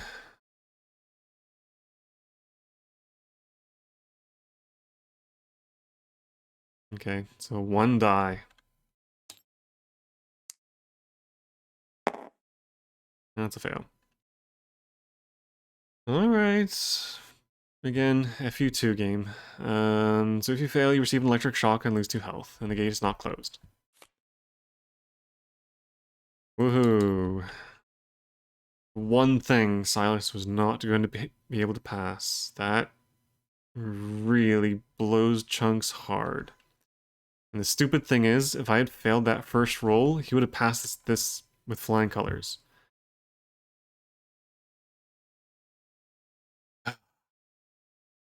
That is so stupid. Can I just choose to fail? I don't think I can choose to fail. I'm gonna see if I can choose to fail, because I would have just chosen to just outright fail that one. Tests.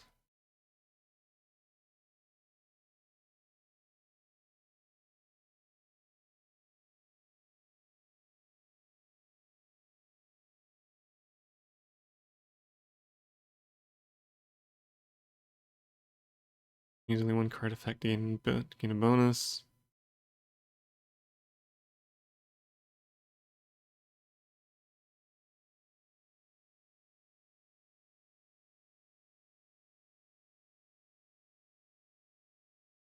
No, I don't think you can voluntarily choose to fail a test.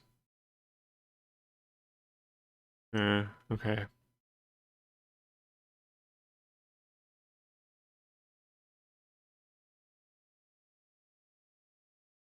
Yeah, alright. Um,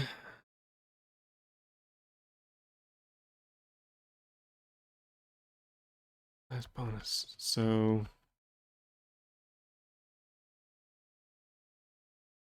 these don't stack then?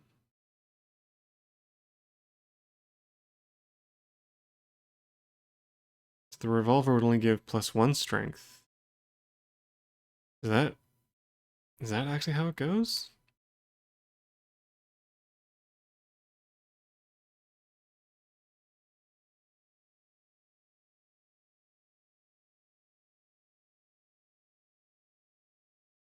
But this says just during combat encounters.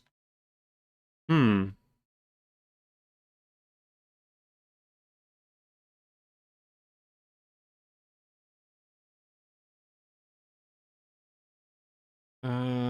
So maybe that is the case. So I guess he would only gain. So getting these hard. Well, the reroll is still good, and the +1 just on generic strength rolls is always good. Okay. I think it's still okay, but yeah, I think the revolver would only add. I would use this rather than this, not both. Yeah. Okay. So it's a strength of 6 during combat, not 7,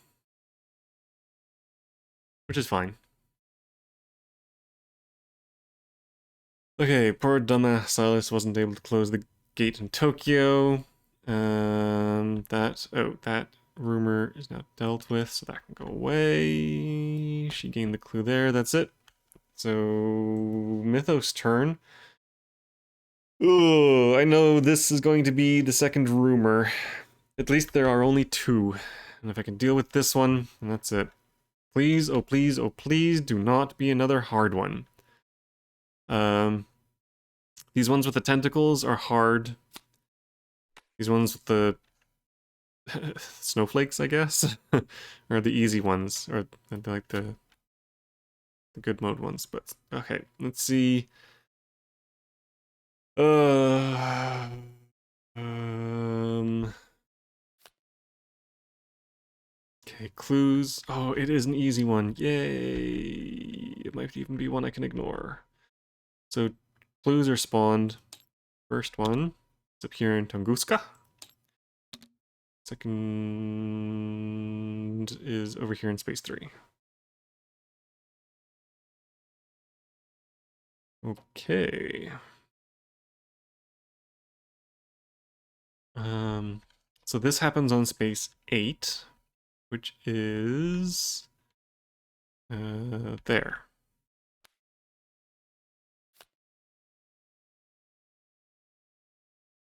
And so rumor on Space 8.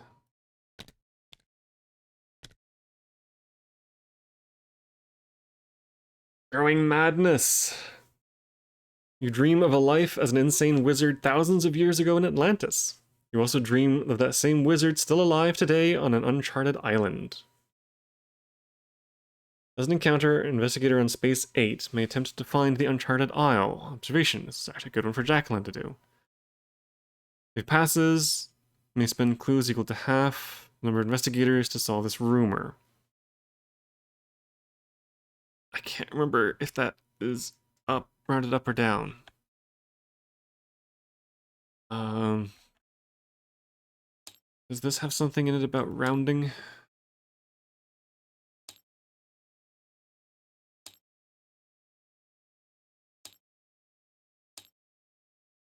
R rounding. Round up to determine the final number. Okay, so that would be rounded up to 2. So it requires 2 clues to solve the rumor. When there are no Eldritch tokens on this card, each investigator loses 3 sanity, then resolve this rumor. That's not the worst. Alex and Mark are gonna get screwed. That's not. She can protect one of them. That's not the worst. I might just ignore this one, at least for now. So this needs 4 Eldritch tokens? Yes. It's a while before this is going to become a problem anyway. When there are no Eldritch tokens on this, yeah, so during each Requiem thing, one Eldritch token is removed. Oh, the lead investigator gains a madness condition, then discards one Eldritch token from this card for each madness condition he has. Oh, so it might be possible just to get rid of the madness condition and not have to do this.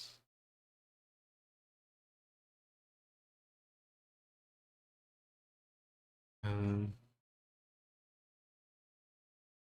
or cursed condition, okay.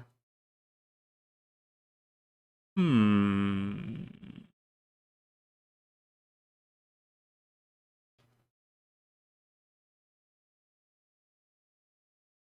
Okay. Alright, so we're now through stage 1. We're into stage 2. It says 3 Requiem cards and 1 clue card.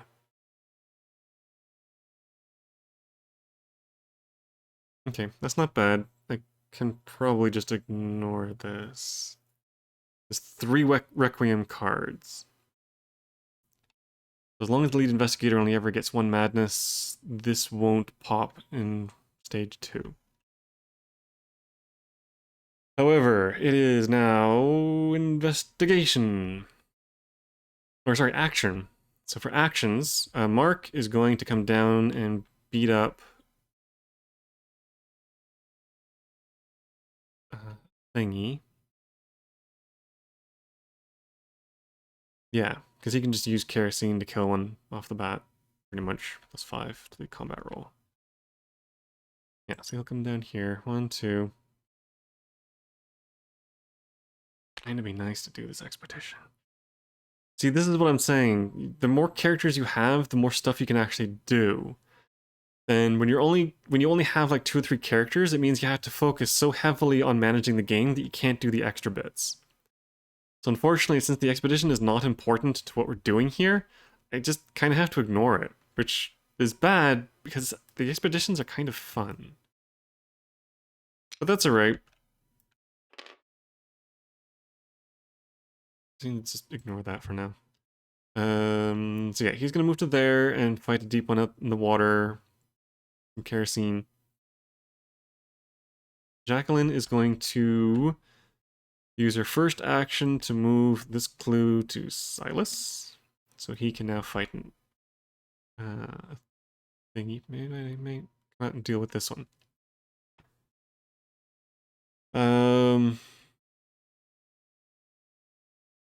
Which leaves her with 1 more action.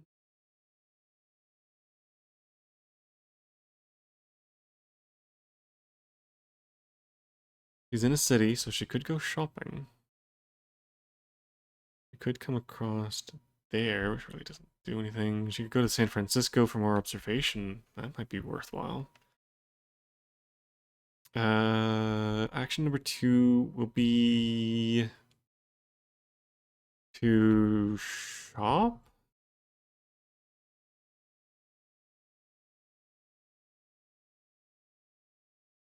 Might as well. She's gonna shop. And I guess her encounter is gonna be a generic city encounter. Well, no, hang on. She has 2 actions. Oh, right, her first one is to trade the clue. So action number 2, yeah, will be to shop. 1 success. Um...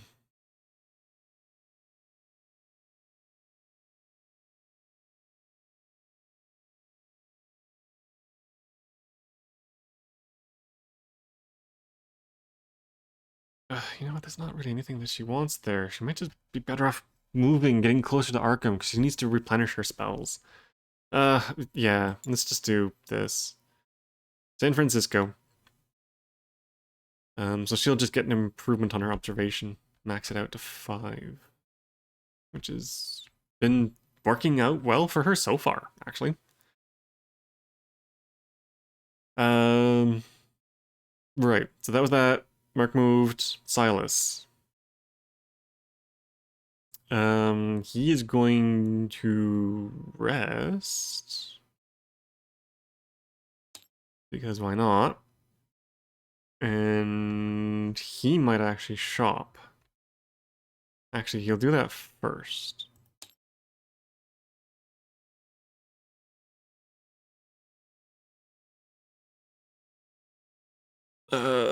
Yeah, let's see how many successes he gets. So it's 3.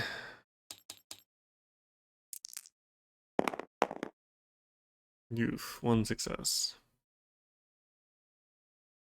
He's gonna take a debt. And to use that to buy the witch doctor.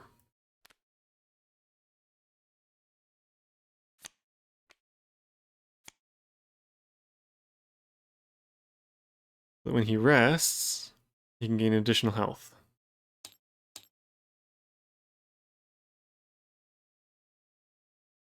And I don't know, maybe we should have tried to get rid of this, but...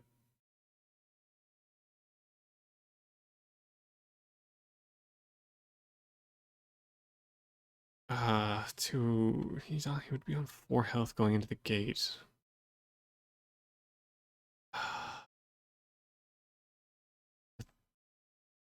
3 and 4 chance that this is gonna trigger the debt.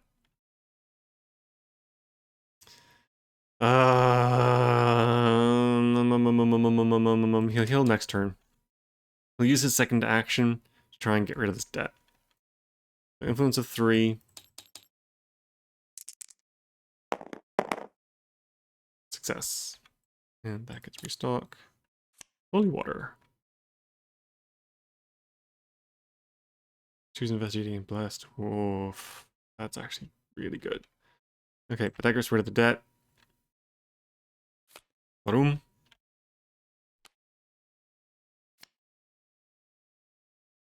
Okay, so he didn't heal. He now has the witch doctor to heal. Okay, let's do Jacqueline and San Francisco first.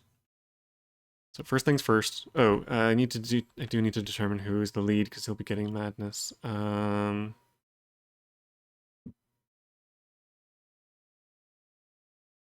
Jacqueline, because whatever. Okay, San Francisco. A pulp author named Smith invites you to read his work. Stories disturb you. Make a will save. Or a will roll. 3. Just 3. 1, 2, 3. Whoops, that's too many.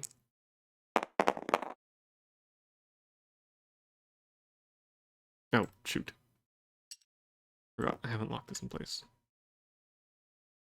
1, 2, 3. Success, success. If you pass, you gain insight into how the invisible world remains hidden. Improve observation. Ooh, she would have gained a madness. Otherwise. Okay, so that becomes +2. So her observation is now 5. Now, +2 is as high as it can go. Which means she has no more use for San Francisco. Any additional encounters there, she'd be better off just going for the general city. But hopefully, she won't be going back to San Francisco anytime soon.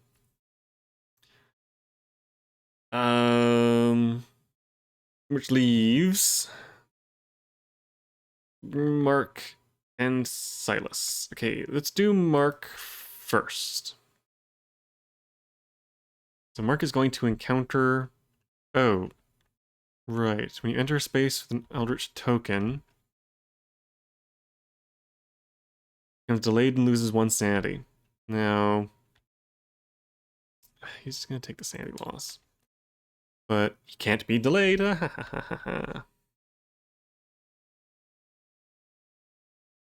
Okay, so now he's going to fight a Deep One monster.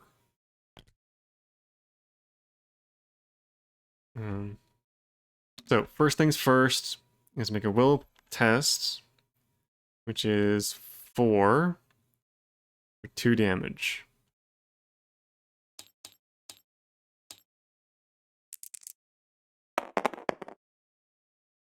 And you're going to take 1. He's going to take the 1. She could take it, but her health is now a problem.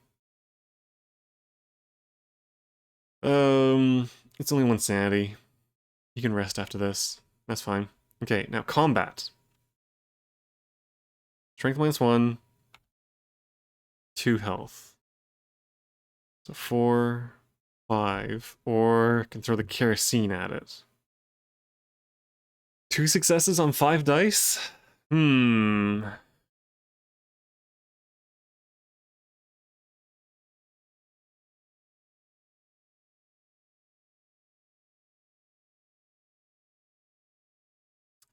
Let's just make sure the damn thing is dead.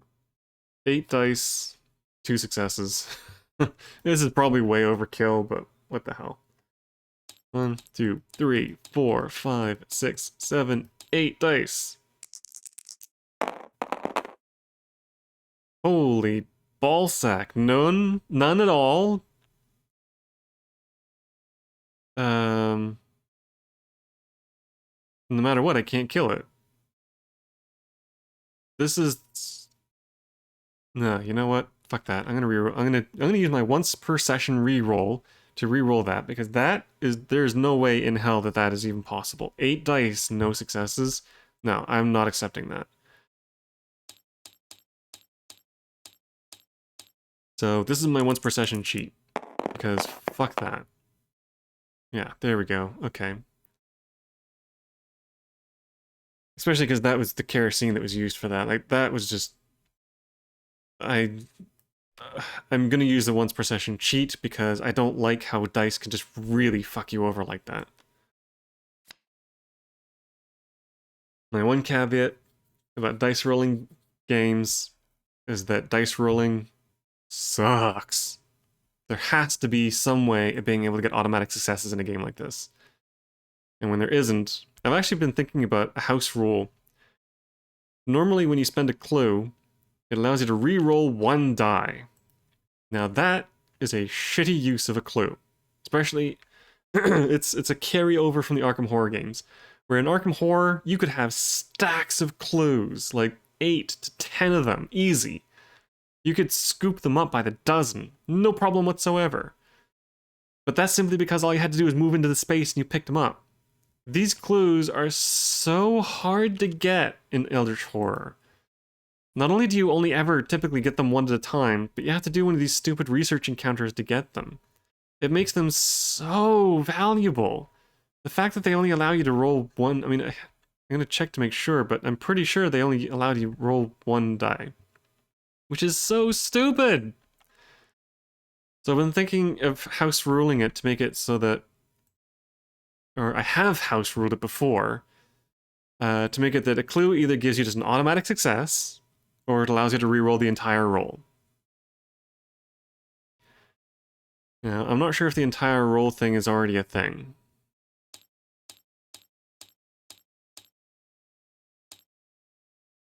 Clue.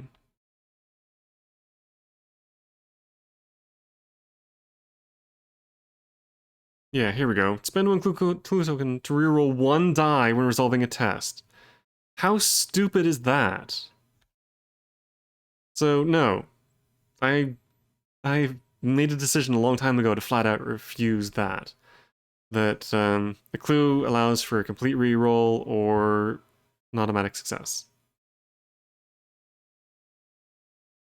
That rule was fine when it was in Arkham Horror, like I said, when you got dozens of clues and you could just throw them away like they were water, not a big deal. But in Eldritch Horror, that is a stupid economy balance for clues. So anyway, yeah, that was the once per game cheat for that because no, I'm not tolerating that kind of bullshit. So that defeats the deep one, which means that a clue can be spent to move this over to here. That is 1 of 3. Okay, and Silas is going to do his best to try and close this stupid gate again. So let's see what we get.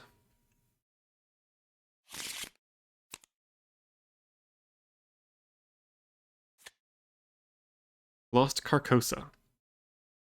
Oh, they're both lore. You gotta be kidding me. Staring out at the cloudy water of Lake Halley, or horrified to see the entire lake rippling, as if something at the bottom is about to surface. You are seized by a terrible panic that paralyzes you. 3. That's only during combat, right?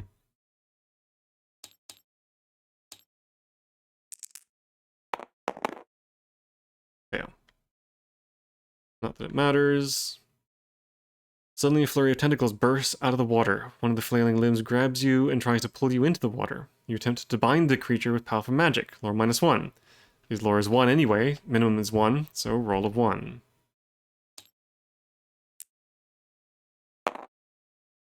Yeah.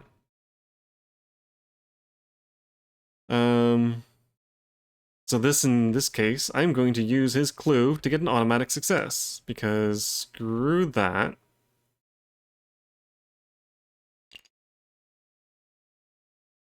I know it gets rid of the clue that he was meant to use elsewhere, but there are other clues on the board. I can always send someone back to London. There's not a lot of clues left on the board. I might have to go to Tunguska.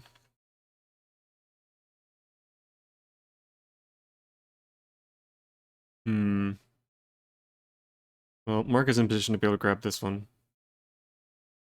She can go Arkham on her way to London, I guess. Anyway. If you pass, you run for your life. Close this gate. If you fail, you're dragged into the water, lose 2 health. So, yeah, that deals with that kind of bullshit. So close the gate. Meow. Let's stay there.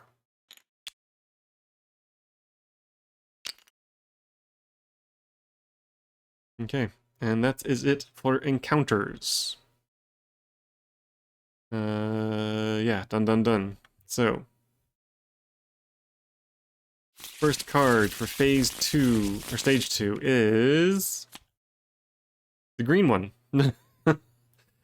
Okay. So, Omen track turns to green. There are no green gates, which also negates the Monster Surge, because Monster Surge only spawns monsters on a gate that matches the Omen track, which there are none. There's 2 reds. Next is clues, which is good. We need clues. Clue number 1 goes to there. Okay. Clue number 2 goes down there. Okay.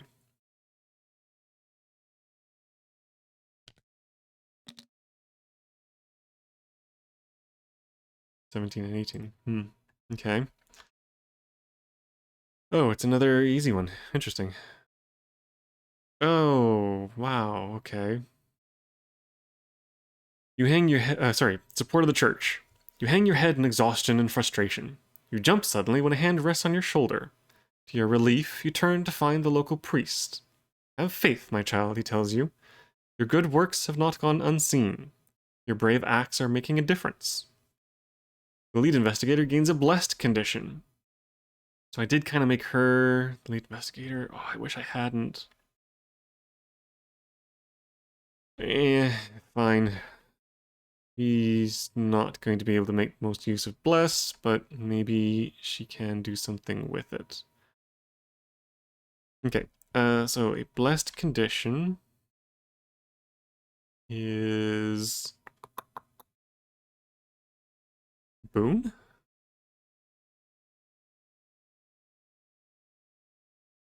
I think it's a boon. Yes, blessed.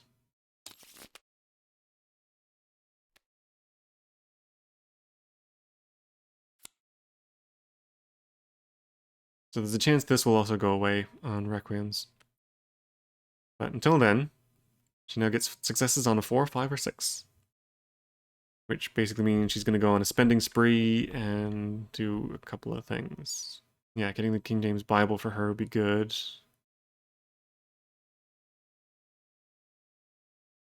Holy water would be good. Make someone else blessed. Discard for +5 on will and strength during a combat encounter. That's really tasty. Alright, and that's it for that. So that is quite a good Mythos turn. So we're back to actions. Okay, so I need clues. 2 characters to gain 2 clues. That's closed. I might just turf him into Shanghai. Or send him back down to deal with the one in Sydney. That actually might be the better idea. Although he does need to rest. He can rest and move. That's fine. Mark also kind of needs to rest. But he doesn't need ritual spells. He should go for the clues. Okay, so Jacqueline's gonna go 1-2. Mark is gonna go 1-2. Silas is going to rest. So he can 2 health. And then he'll use his special action to go 1-2. And that puts him down here to be able to grab this clue and then come back and deal with these. Okay. All right. That is actions done. So now it's encounters. So we'll start with Jacqueline in Arkham. She was going to try and buy something, but nah, that's fine. Should hopefully Blessed will last for another turn or two. But yeah, Arkham.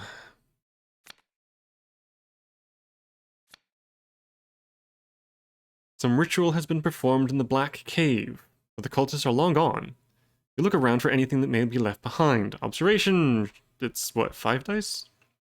5 dice. 1, 2, 3, 4, 5. Whoa, nope, actually, wrong dice. Well, whatever. Yeah, that's still 2 successes.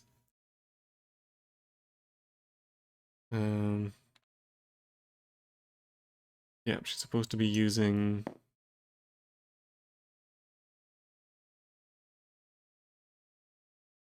that one. But that is still a success. If you pass, you find a scrap of parchment and gain 1 incantation spell. She gains an incantation. Let's see which one she gains. Spell. Incantation. She gains Wither. Aha. Now she's more effective in combat. When you resolve a combat encounter, you may test lore. If you pass, gain +3 strength during the encounter and then flip the card.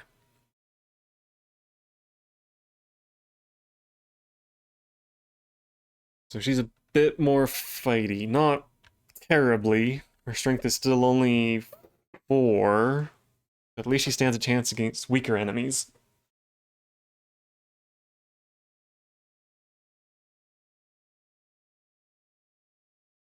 I mean, she's definitely not a combat caster. I wonder if she's better off with ritual spells. Incantation spells seems more combat oriented. Maybe she should have been coming down here. Oh well. If she can get a couple of clues, could deal with this.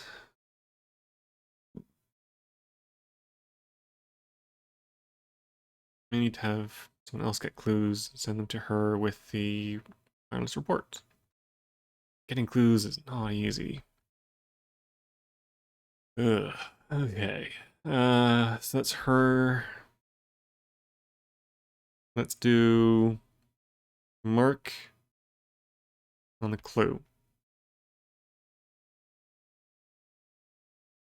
We're down to the last 2 research cards.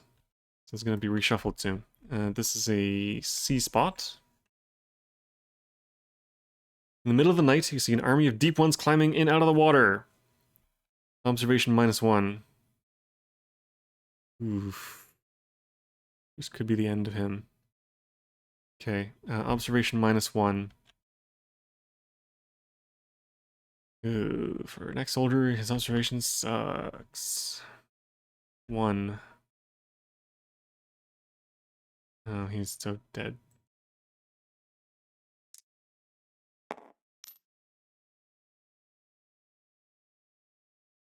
just put this down by her for now, because she's the only one that has one. Okay. Nope, that's a fail. Ouch.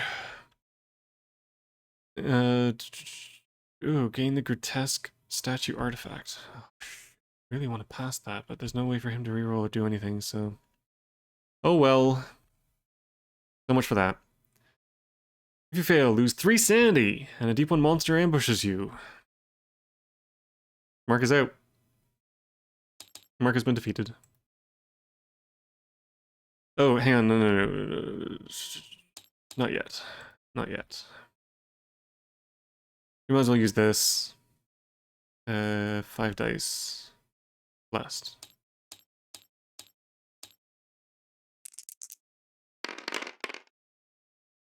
Yeah, she succeeds, so that reduces it by 2, so he only loses 1. I mean, he's still probably fucked, but whatever. And she takes damage. And a deep one ambushes him. So for that, it is a sanity for 2 points damage. That is 4 dice.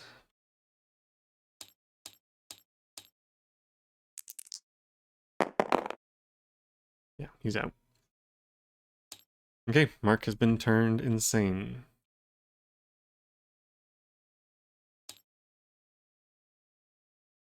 So what happens in this particular case is Mark is now out of the game. He went insane by the horrible things that he saw. I guess I can just delete these. Out in the water.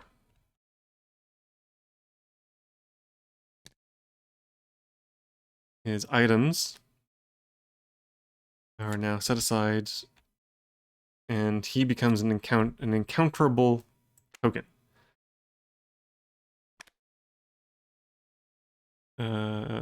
So in case of insanity, so stuff is down there. So a character in Mark Harrigan's space can encounter him and deal with this in order to gain the items and do some other stuff. But a defeated investigator will advance the Doom track by 1. And Mark will be replaced by someone else. Now, who do I want as a replacement?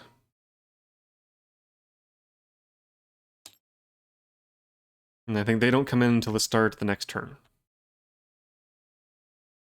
So, let's see. Jim is a pretty decent...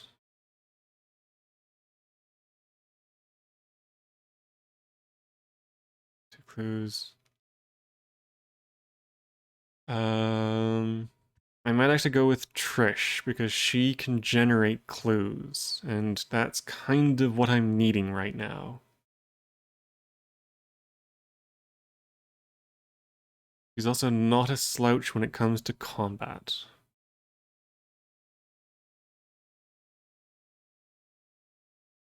Yeah. So, Mark Harrigan, you're out. Trish Scarborough, you're now in. So I need to change the color to whatever. And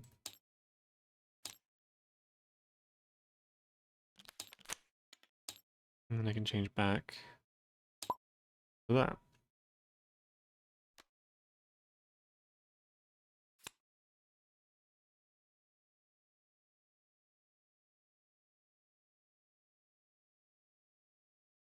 Oh shoot, where did her health, where did her things go?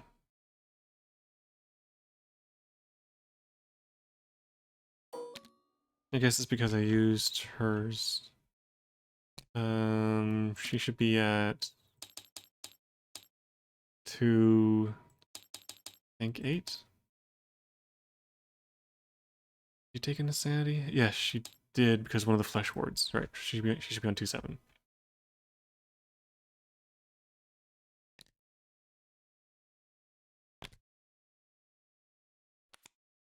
Yeah.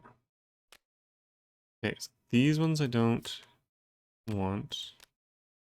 That's just her personal story stuff. She gets a pistol.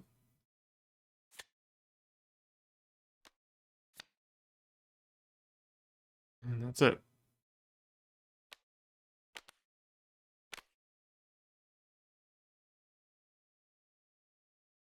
Okay, so Trish is up here. 1,000,000 miles away from Mark. Fantastic.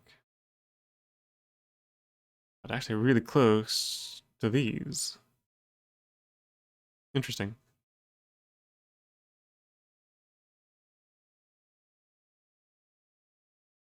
Yeah, so for her abilities, as an action, gain a clue. If you don't have any clues, gain a clue. And for this thing,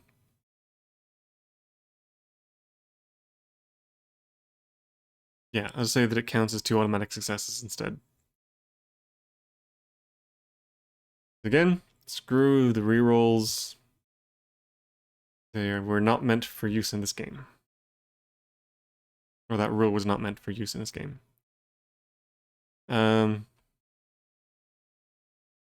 Okay, so that was Mark. He's out. So Silas. Silas is going to deal with this cultist. So first things first, he just takes a point of sanity loss, which he will take. Because she used her still a bravery, it should be tapped, but whatever. And then he's going to beat up this cultist. So it only has a 1 damage, 1 health. And he's getting 3, 4, 5, 6. 6 dice. Not in the water, so just 6 dice. 1 success. That's all that's needed. Gains 3. So he beats the crap out of the cultist. It goes back into the monster bag. And now he encounters the gate. What fun.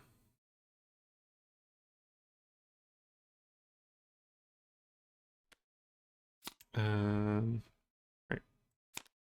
Outer World.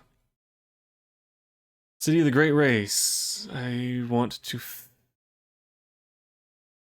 Oh, okay, so this is an automatic fail. You hear the sound of a terrible gust of wind and listen carefully to determine the origin of the sound. You may spend 1 clue to resolve the pass effect. If you do not spend the clue, resolve the fail effect. Well, Silas doesn't have a clue to spend, and his strength is better than his will anyway. So, gonna go for this one. Bursting up through an opening in the floor, a flying polyp attacks. Test strength. So strength is currently 3, 4... I guess that doesn't really help. So 4.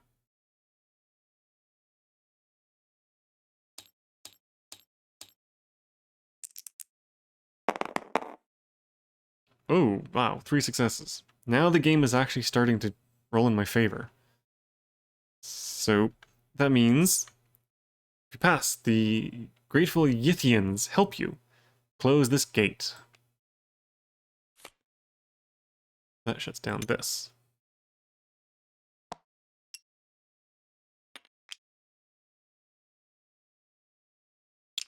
Trash. In earlier versions of the game, closing gates was one of the ways you could actually win. As far as this goes, it's basically just management. Unless the Great Old One actually utilizes gates, it's just to prevent the Doom track from going down. But I know that all 3 of these are going to be opening more gates. So whoop-de-doo. But that is the encounter turn, or encounter phase. So now, it is Mythos turn phase. Yeah, it's unlikely I'm going to be able to finish this tonight. Okay, so let's see what happens. Oh, it's another easy one. Interesting. I'm getting a lot of these snowflake ones. So this moves. Boom. There's no blue gates. So that's fine. And then there's a Requiem. So.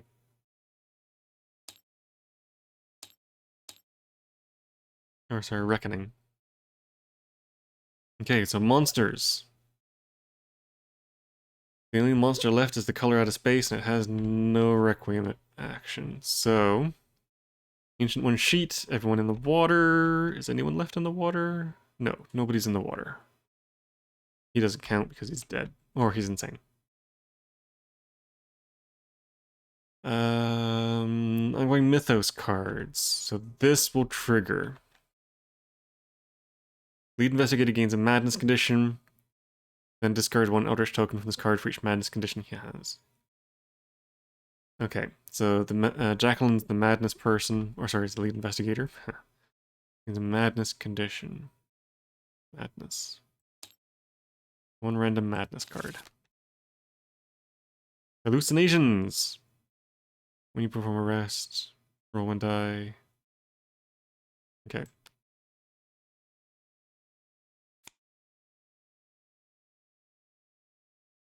So the interesting thing is that Blessed only counts for tests, which means it does not count for these rolls, because these rolls are not tests. So this still only needs a 5 or 6 to get rid of.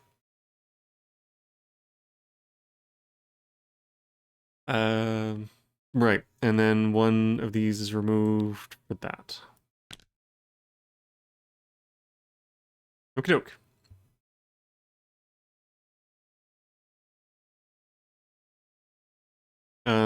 Right, next up. Possessions and conditions. Ooh, so these will trigger automatically. So for Blessed, roll a die on a 1 or 2, discard this card. Right. So anything but a 1 or 2. And it's a 1. Of course it is. Goodbye, Blessed. You were fun for the one roll I used you on. And hallucinations. Test will, which is 3.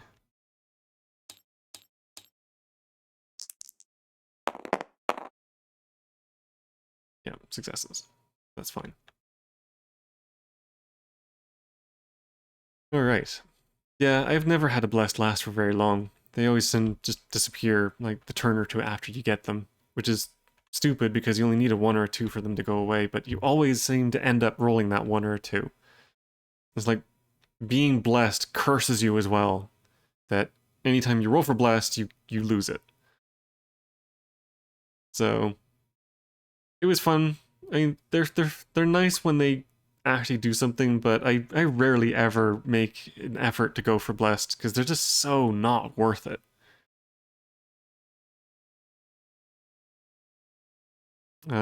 Anyway, that's it for that Mythos turn. Oh, hang on. Oh, right, that was just the Requiem stuff. So a gate spawns.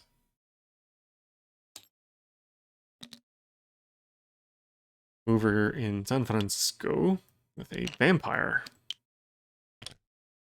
That'd be a good thing to use the holy water against. Yes. It's a green comet, so it'll be a while before it comes back to that, actually. In fact, it won't come back to that again this turn, this phase. That, however, will. Rally the people! After the noise and violence is over, one of the shopkeepers peers out from his shuttered windows. Amazed to see you alive, he opens the window and calls out, "Is it over? Are we safe?" You wave to let him know that everything is fine. The lead investigating is one random ally asset from the deck. Oh, okay, so you can do that. So asset, ally, cat burglar.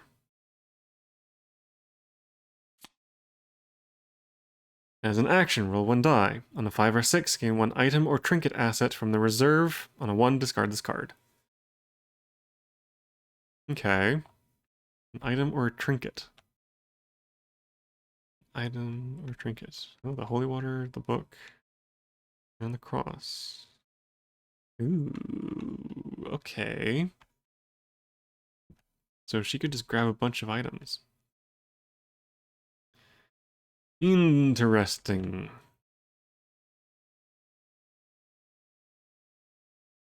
I do want to try and get her down to Buenos Aires. Or, what the hell am I trying to do here? Okay, so that's the end of the Mythos turn, so actions. So what am I doing? What do I need to do? I need clues, I need to fight monsters. So, right, Silas was going to get this.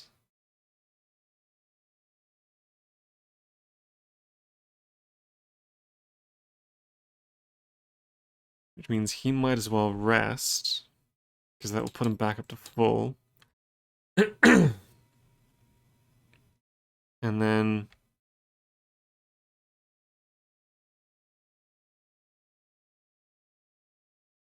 perform one additional action. He doesn't have to rest until he gets there, so maybe he does a shopping first, and then does the move. Unless, I really want to get a shipping token? What would I get here if I got something? Holy Cross is good. The Holy Water. Holy Water just nuke one of these deep ones.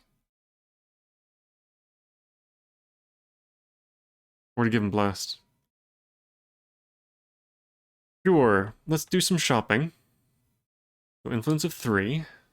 3. That's 2 successes. 3 successes. There's no point in getting that. He doesn't have any clues to give. But he's definitely going to take the Holy Water. I take a debt to get something else? Nah, there's nothing else worth getting. Okay, so that gets restocked with a Lucky Rabbit's Foot. Once per round, you may reroll 1 die when resolving a test. Wow. It's only cost of 1. Okay, then he is going to use his special action so that he can move to the clue and use the free action to heal. Rest can be done in any space, right? Doesn't have to be in a city. Pretty sure it doesn't have to be in a city. No, it doesn't have to be in a city. Okay. Now, these guys.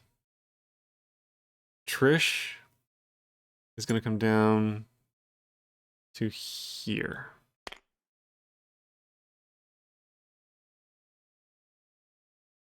Oh, if you don't have any clues, gain a clue.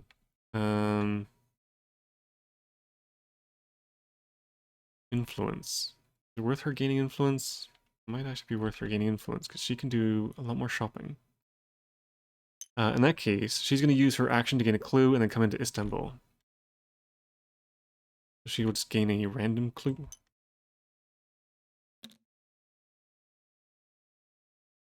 Because she can then use wireless report to give this to someone else, if need be.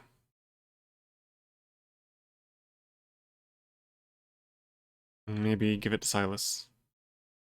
He's probably going to be the best one to deal with these.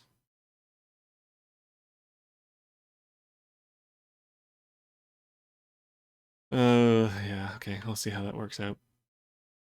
It'd be nice if I could grab this first. Yeah, grab this first, then use the wireless support and hand out 2 clues.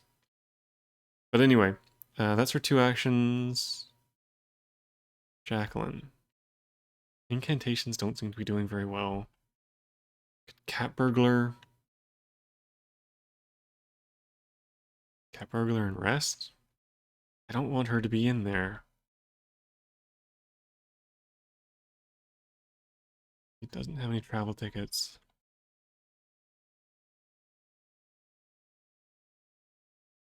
She needs clues to be able to deal with this thing.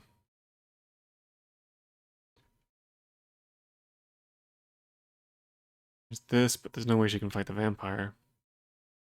She's kind of useless right now. Well, no, okay.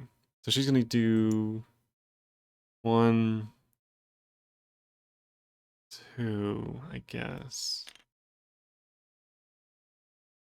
Means she won't be able to do any of these. But that's okay. Yeah, that's not the greatest, but yeah, okay. And then she can come over here and deal with Mark and grab this clue. Whoops. On his head.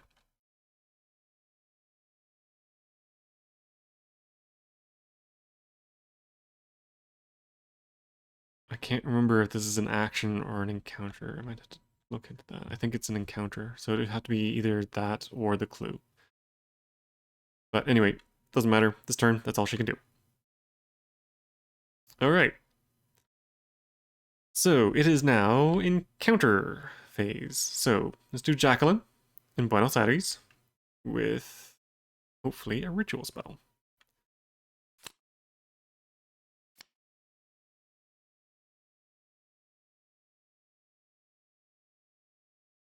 Ooh. At the hospital, you find a bald old man with leathery skin and a flat face. He speaks very slowly, but his story is fascinating. You may become delayed to gain 2 spells. Oh, 2 spells. As he recounts all the details of his time worshipping the Father of Serpents. To gain 2 spells. Um.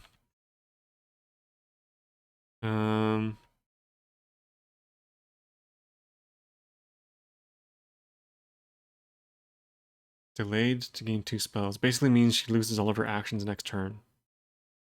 It's not the worst. I do need to make... Well, these two can make progress on that. If she ends up sitting on her ass for a turn, I think that's fine. So yes, she'll become delayed.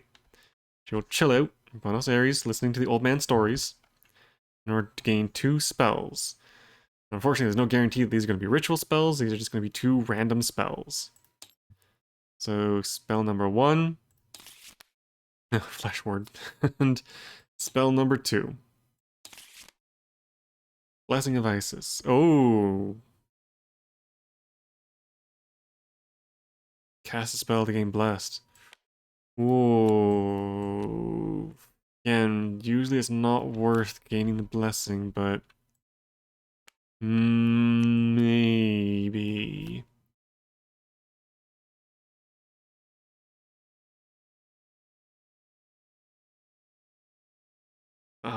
Be nice to know what the flip is on this one, but yeah, that one might actually be okay. At least she got her flesh ward back. What is that? That's a ritual spell? Yeah. Ritual spells are better for her. Okay. It wasn't bad. Let's do Trish in Istanbul. That is Europe. You see a horrid apparition slowly ascending the stairs and have the immediate impulse to run away. Test will. What is her will like? It's only 2. Hmm.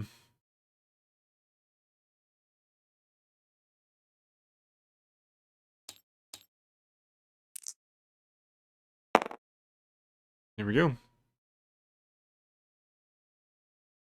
If you pass, you discover that it wants only to take revenge on the murderous cultists for all their victims. Improve. Okay, improve. Influence. Alright, she gains a +1 influence.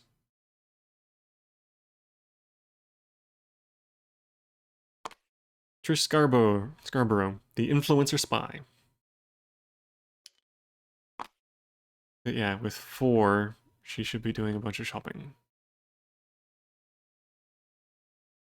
There's a couple of things that could be really good for her. In Silas, up last on a clue. This is the last before a reshuffle. And he is at C. Some dark shape is moving under the waves. Observation. The observation is 3, 4 with that. Yeah, 4 because it's at C. 1, 2, 3, 4. That's a pass. Barely, but it's a pass. If you pass, you avoid the creature, gain this clue. Star Spawn ambushes you. Oh, if you defeat it, retreat doomed by 1. Oh. You might have actually been able to defeat it with the holy water. But yeah, okay, so he gains the clue.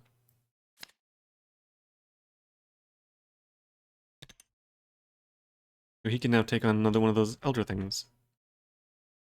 Like the one in Antarctica. And then I guess Trish can probably get him another one. With the wireless report.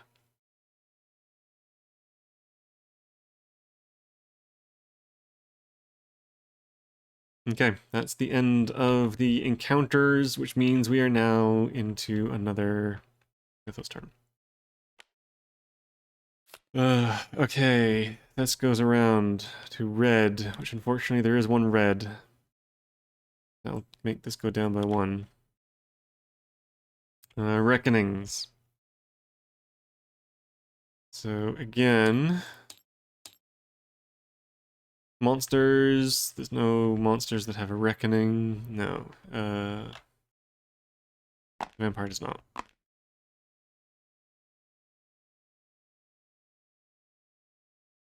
Ancient One sheet. So anyone in the water, which is Silas, gonna end up with one of these. Oh, which means he can just basically fight the thing right where he is.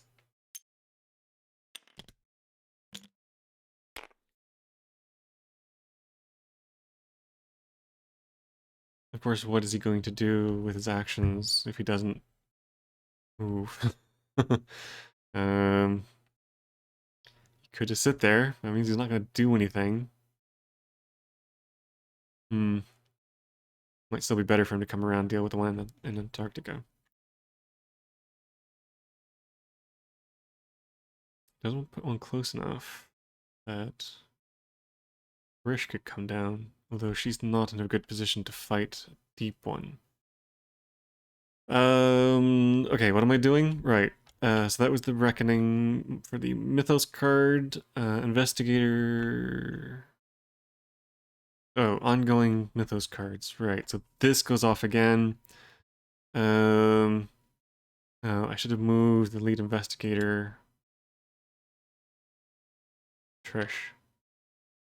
So she will also gain a madness. Madness. Random madness. More hallucinations. And then that goes down by another 1.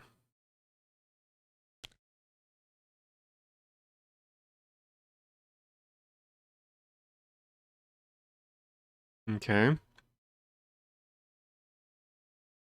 And now it is investigator cards. So both of these are going to go off. Those are the only things that go off. So 3 for her. Ooh, 2 for her. Okay. 1, 2, 3. Fails. In the past, you've barely been able to hear the whispering at the edge of your consciousness. Now that the voices are more audible, you can hear the horrible demands they are making on you. Lose 1 sanity and flip the card. Okay, that's not a bad one for her to have. And for Trish, 2, 2. Success. Okay. And now another gate spawns. In London. With a cultist. Okay, that blue one probably needs to be dealt with.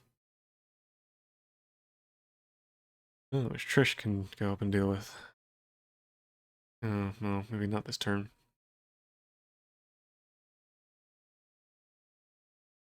Got some room. Haunting Nightmares. Oh, balls. This is a bad one. You wake up in mid-scream, and your heart is racing. What little you can remember of your nightmare was so visceral and horrific that you dread falling back asleep.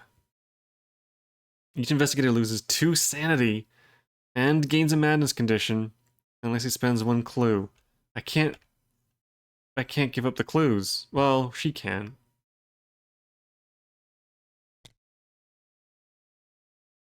She will.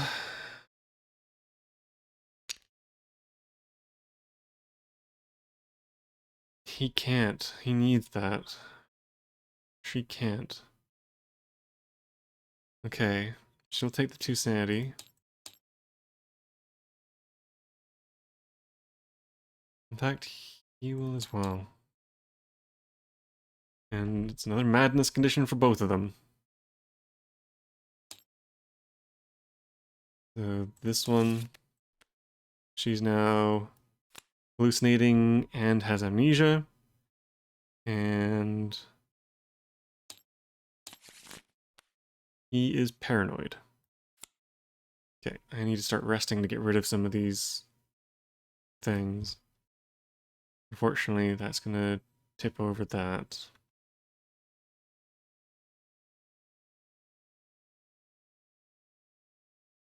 Each investigator loses 3 sanity. As long as I can keep them over 3 sanity, that's not a big deal. But anyway, that's the end of that one. Ouch. Actions. And this may be final turn. So, poopy pants. Okay, let's keep her as lead investigator because it doesn't matter either way. Ugh. Okay. Not exactly what I wanted to have happen, but fine. Okay, so actions, I guess he's going to rest. I'm trying to get rid of this on a 5 or 6. Nope. And then he's going to use his special action to go 1, 2. I mean, that doesn't matter. Oh, but when he moves into a space, he takes a hit. So no, he's actually better off actually staying right there. Yeah. The second action is going to be nothing, I guess. Yeah, okay. Both of her actions are spent standing up. She can't do anything. And for Trish, I guess you will rest to try and get rid of the hallucinations. On a 5 or 6. Nope. And then she'll gain a clue. Ugh, nah, she'll move into here into Rome.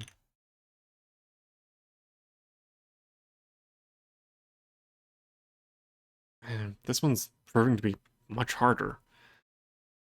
Okay, encounters. I guess Jacqueline's gonna have another Buenos Aires encounter.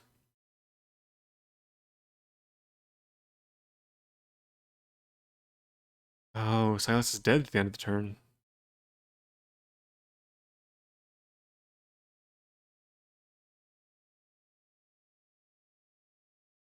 Oh shit, I'm losing Silas. There's nothing I can do about that.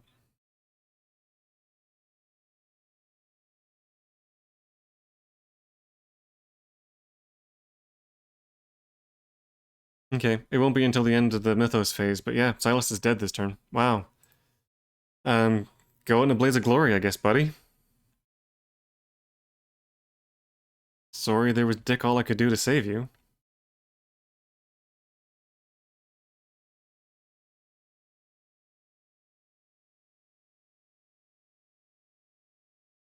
Oh well, whatever. Okay. So yeah, Jacqueline and Buenos Aires. An old woman warns you that you've angered Yig and teaches you a protective chant. Gain 1 ritual spell. No, she can absorb some of it.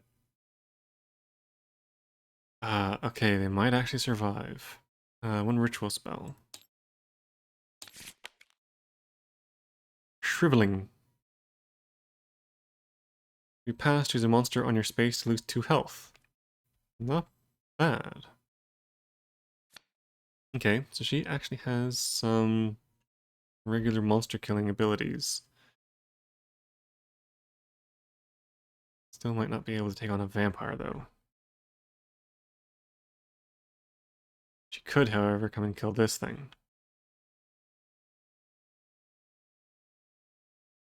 But anyway. What else was there to that? Concerned that she may be right, you learn all you can about Yig.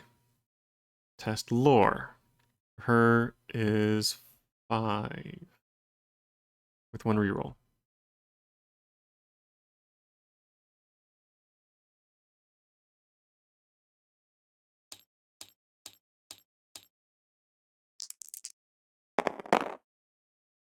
Pass, pass, pass. Okay, there's no additional benefit to passing that, it's just to avoid the bad thing. Okay. Trish will have an encounter in Rome.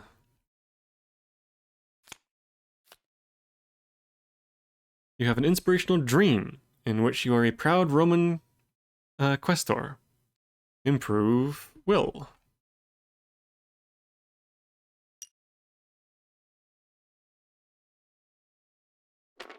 Her will is now a little bit better. Your reverie is interrupted by a band of small primitive men running wild outside. You try to negotiate with this lost tribe of Miri Nigri. Test influence, which for her is not bad. 4.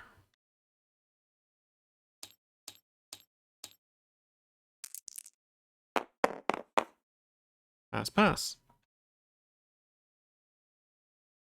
Okay, and this is another avoid the bad thing if you fail.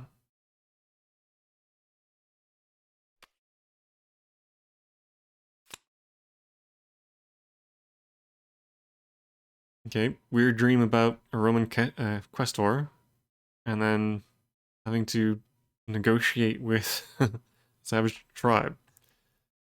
Interesting night in Rome, I guess. Okay. Last one up is Silas Marsh, who is going to have an encounter against a deep one.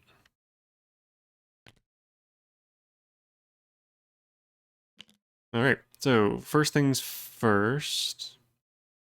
Do I just want to chuck holy water at this stupid thing? That might be a good idea because I really cannot lose any sanity.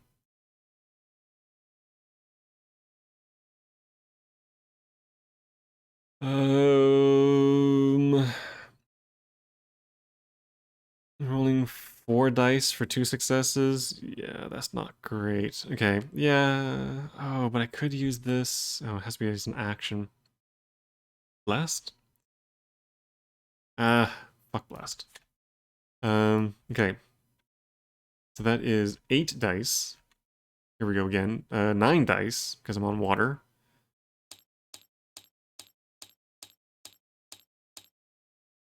If I don't get 2 successes out of this. There we go. Okay. And 3, 4, 9, 9. 9 for 2.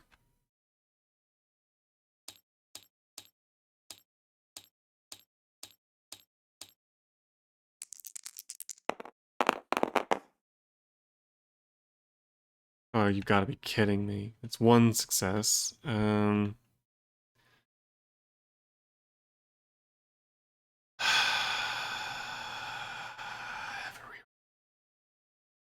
Have a reroll.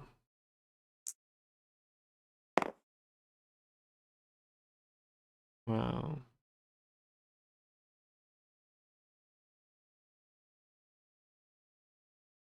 I hate that that's a thing. How do I roll 10 dice and not get a single success?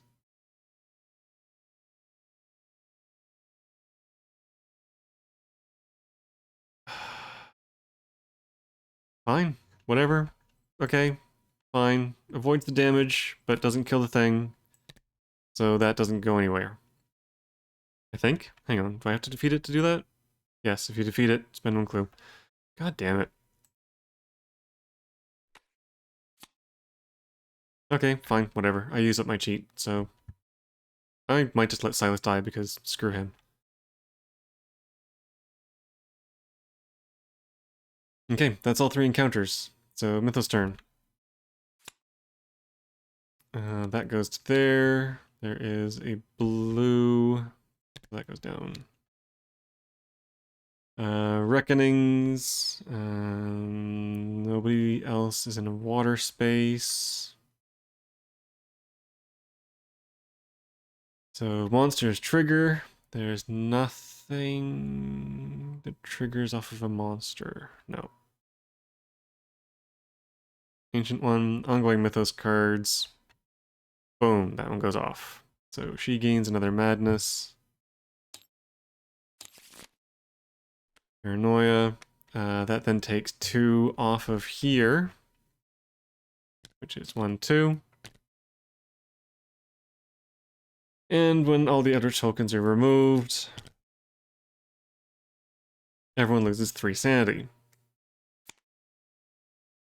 So 1, 2, 3. 1, 2, 3. She is then going to try and instill bravery. She is so close to just dying herself. 5 dice. 1, 2, 3, 4, 5. Yep. So she will take a point of damage from that. And he will still lose 1. Oh, good grief. Oh, she's just going to need to spend many turns resting.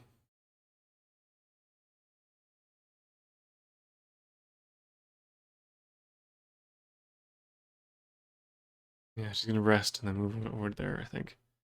Okay. And now everyone's things trigger.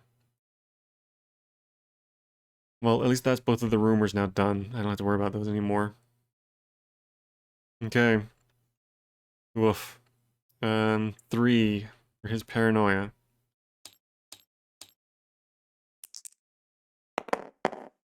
He's fine. She needs to do 2 tests with 3 dice now. So the first one is for hallucinations.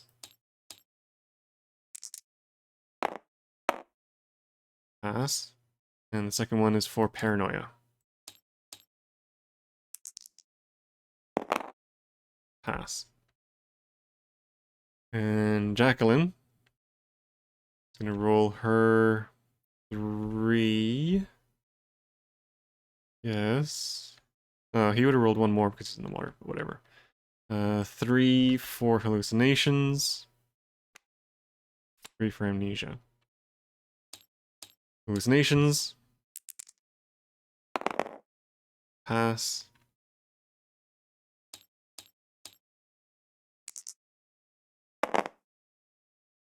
Ooh, and fails on the amnesia.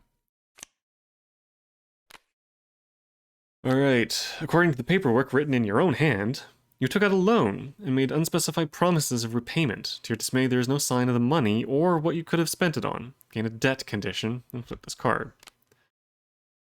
Ew.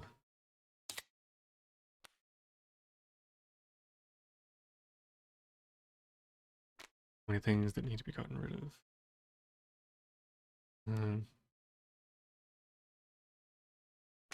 Oh. When another investigator gains a non-common condition. Oh, so she could have looked at, let's say, this one, and it would have been kleptomania. Gain 1 random item. Then you have to hide from the authorities. With observation. Oh. That might actually be worth failing every now and then.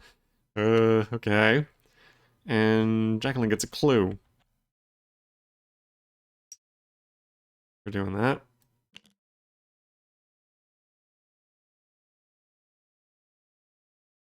She may send it to Silas, I guess? Or Trish.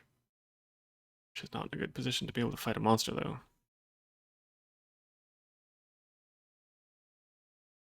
He's setting up to deal with that.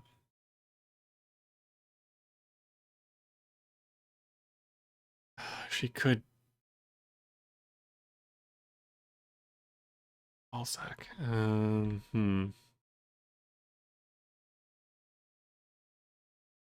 Okay, well, anyway.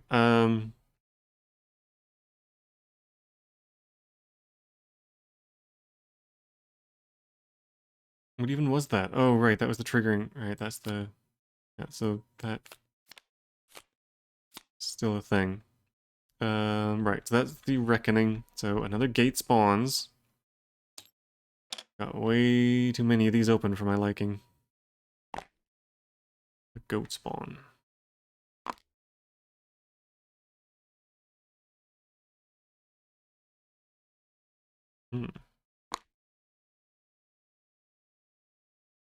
Okay, and Perplexing Stars. Before your very eyes, the stars shift in the night sky. Constellations break apart and reform, shattering your previous predictions of the omens.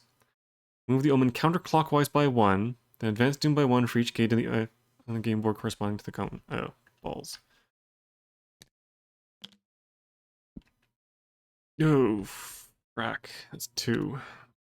We are really running out of time. I need to get these stupid fragging deep ones dead.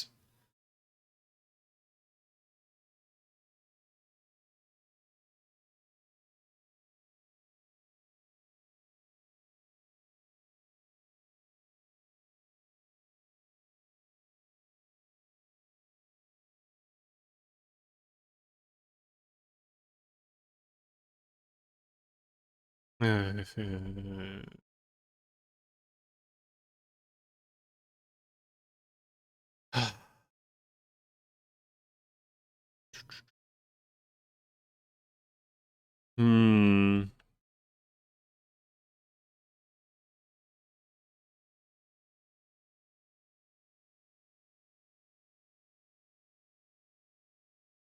I need to get these deep ones dead.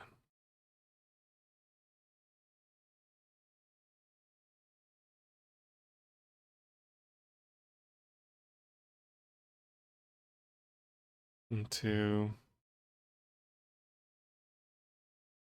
Oof.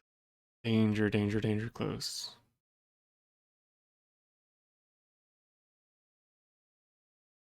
She needs to rest and probably come over and deal with that. He needs to feel that stupid thing under his ass right there. Hmm. Okay, as much as I would like to continue with this, I do have to leave it here. Alright, things are not looking good for the heroes. This one... This one is definitely a stumper, and I'm on to the last 7 turns. This is proving to be a real ball-like one to do.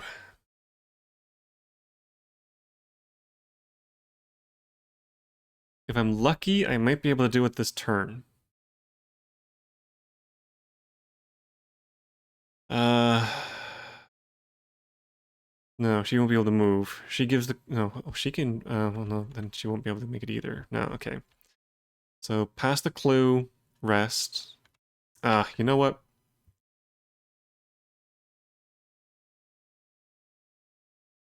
Nah,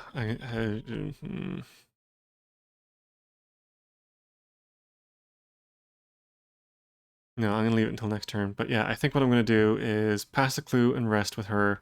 Trish is gonna move over to here. He is going to rest.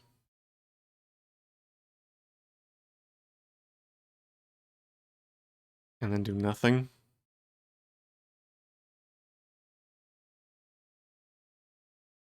And try and grab that one.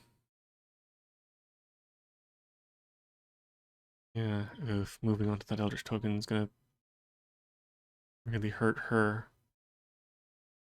Oh, and I guess I don't need to worry about this anymore. These gates are gonna be problematic. But I need to take care of this mystery. I'll deal with the gates after I'm done with the mystery. I mean, Trish could move up and possibly deal with this.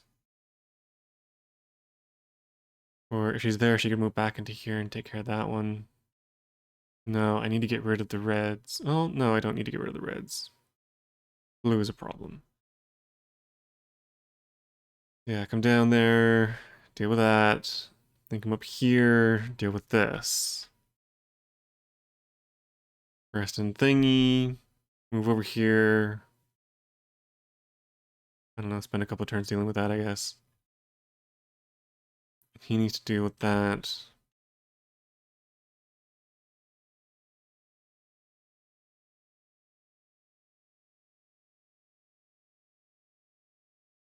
Maybe that one, I don't know. Ugh. Ugh, this is rough. This is very rough. We're most likely going to be losing, well, Jacqueline's doing not very much at the moment, so she can probably just hobble along. She's not bad at killing things. I mean, she has a lot that she needs to do. She needs to rest, she can cat burglar, she needs to kill monsters, give blessed. Ugh. This is too much for her to do.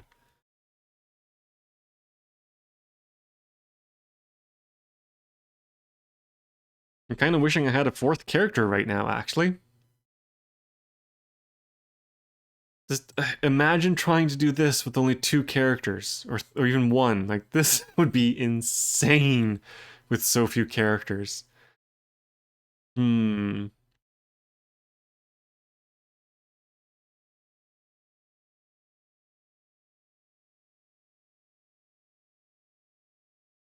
And the problem again is I can come up with a perfect plan. Like, yeah, sure.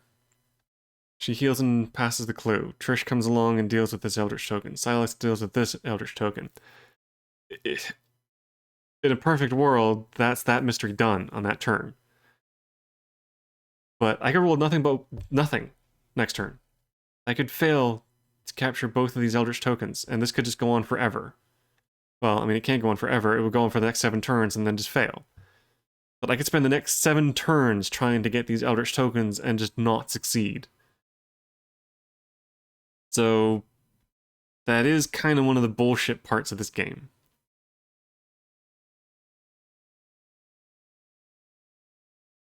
I was hoping that if I throw enough dice at these things, that eventually one will succeed.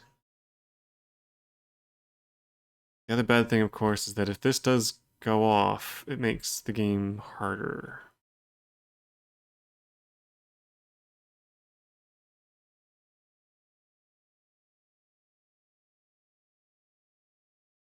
Could she kill the vampire? She doesn't have the strength to do it. You could zap it for one.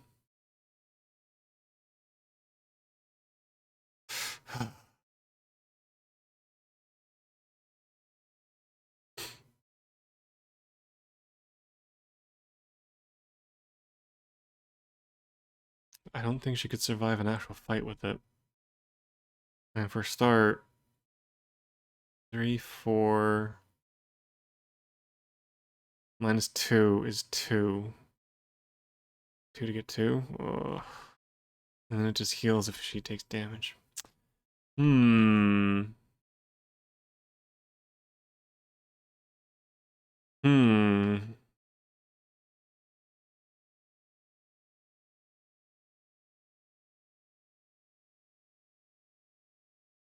You'd weaken it for someone else to come in and kill it.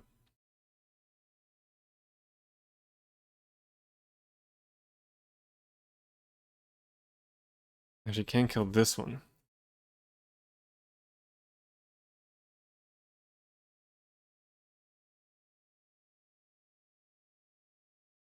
Okay, well the next turn she has to heal. Is it worth coming and grabbing his stuff?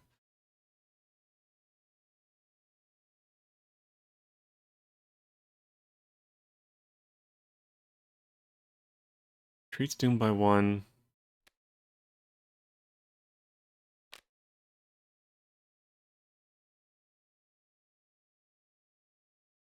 Treats Doom by 1, but that's about it. And there's a clue. Nah, it might be better off if she takes this turn to heal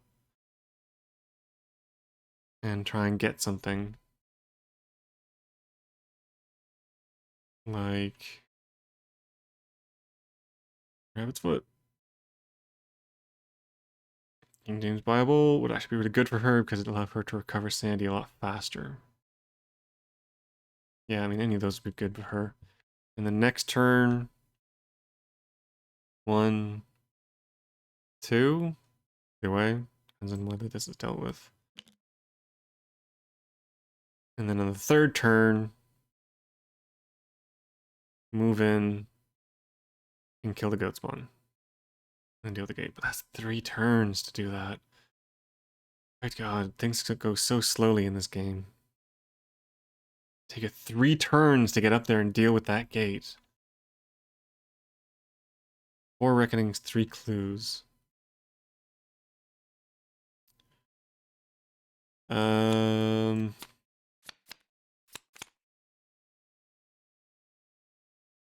those things turn the wheel as well. But it's only the yellows that spawn more gates. More gates is still bad. This is bad. This is really, really bad.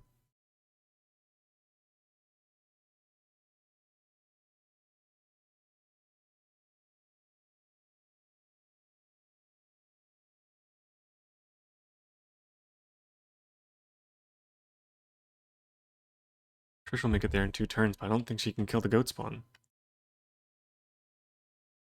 Combat at -2 for 2. 4 dice. 2 successes.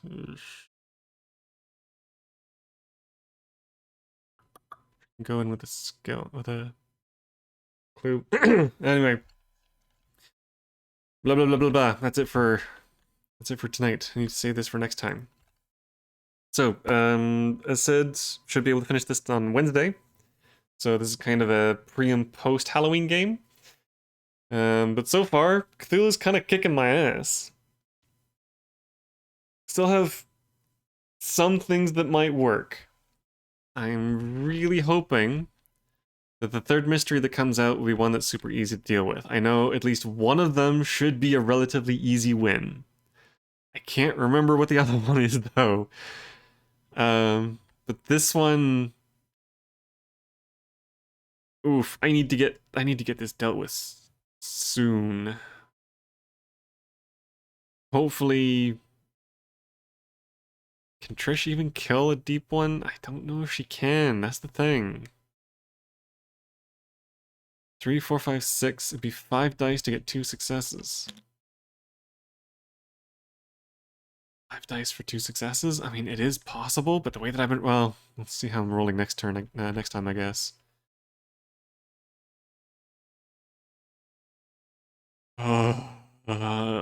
Definitely be iffy.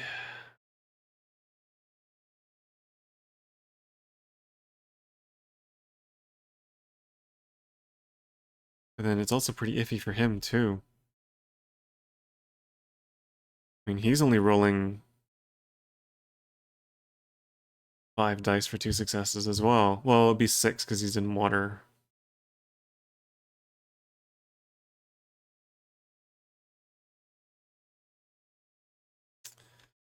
Anyway, that will do it for tonight. Pick this up again next time. So,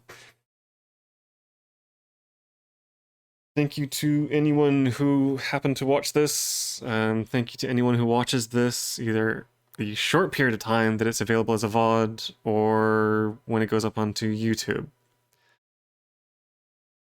I've kind of fallen behind on putting up Madara episodes. There's like 3 or 4 of them that I still need to put up. Again, scheduling issues, stuff going on. But I did get the Horrified video up, and I should be able to get this one up in the next couple of days. If you're interested in supporting myself, what I'm doing here, please follow on Twitch and subscribe on YouTube. It's a click of a button, doesn't cost you anything, take 2 seconds of your time. But until next time, thank you for joining, and I'll see you next time.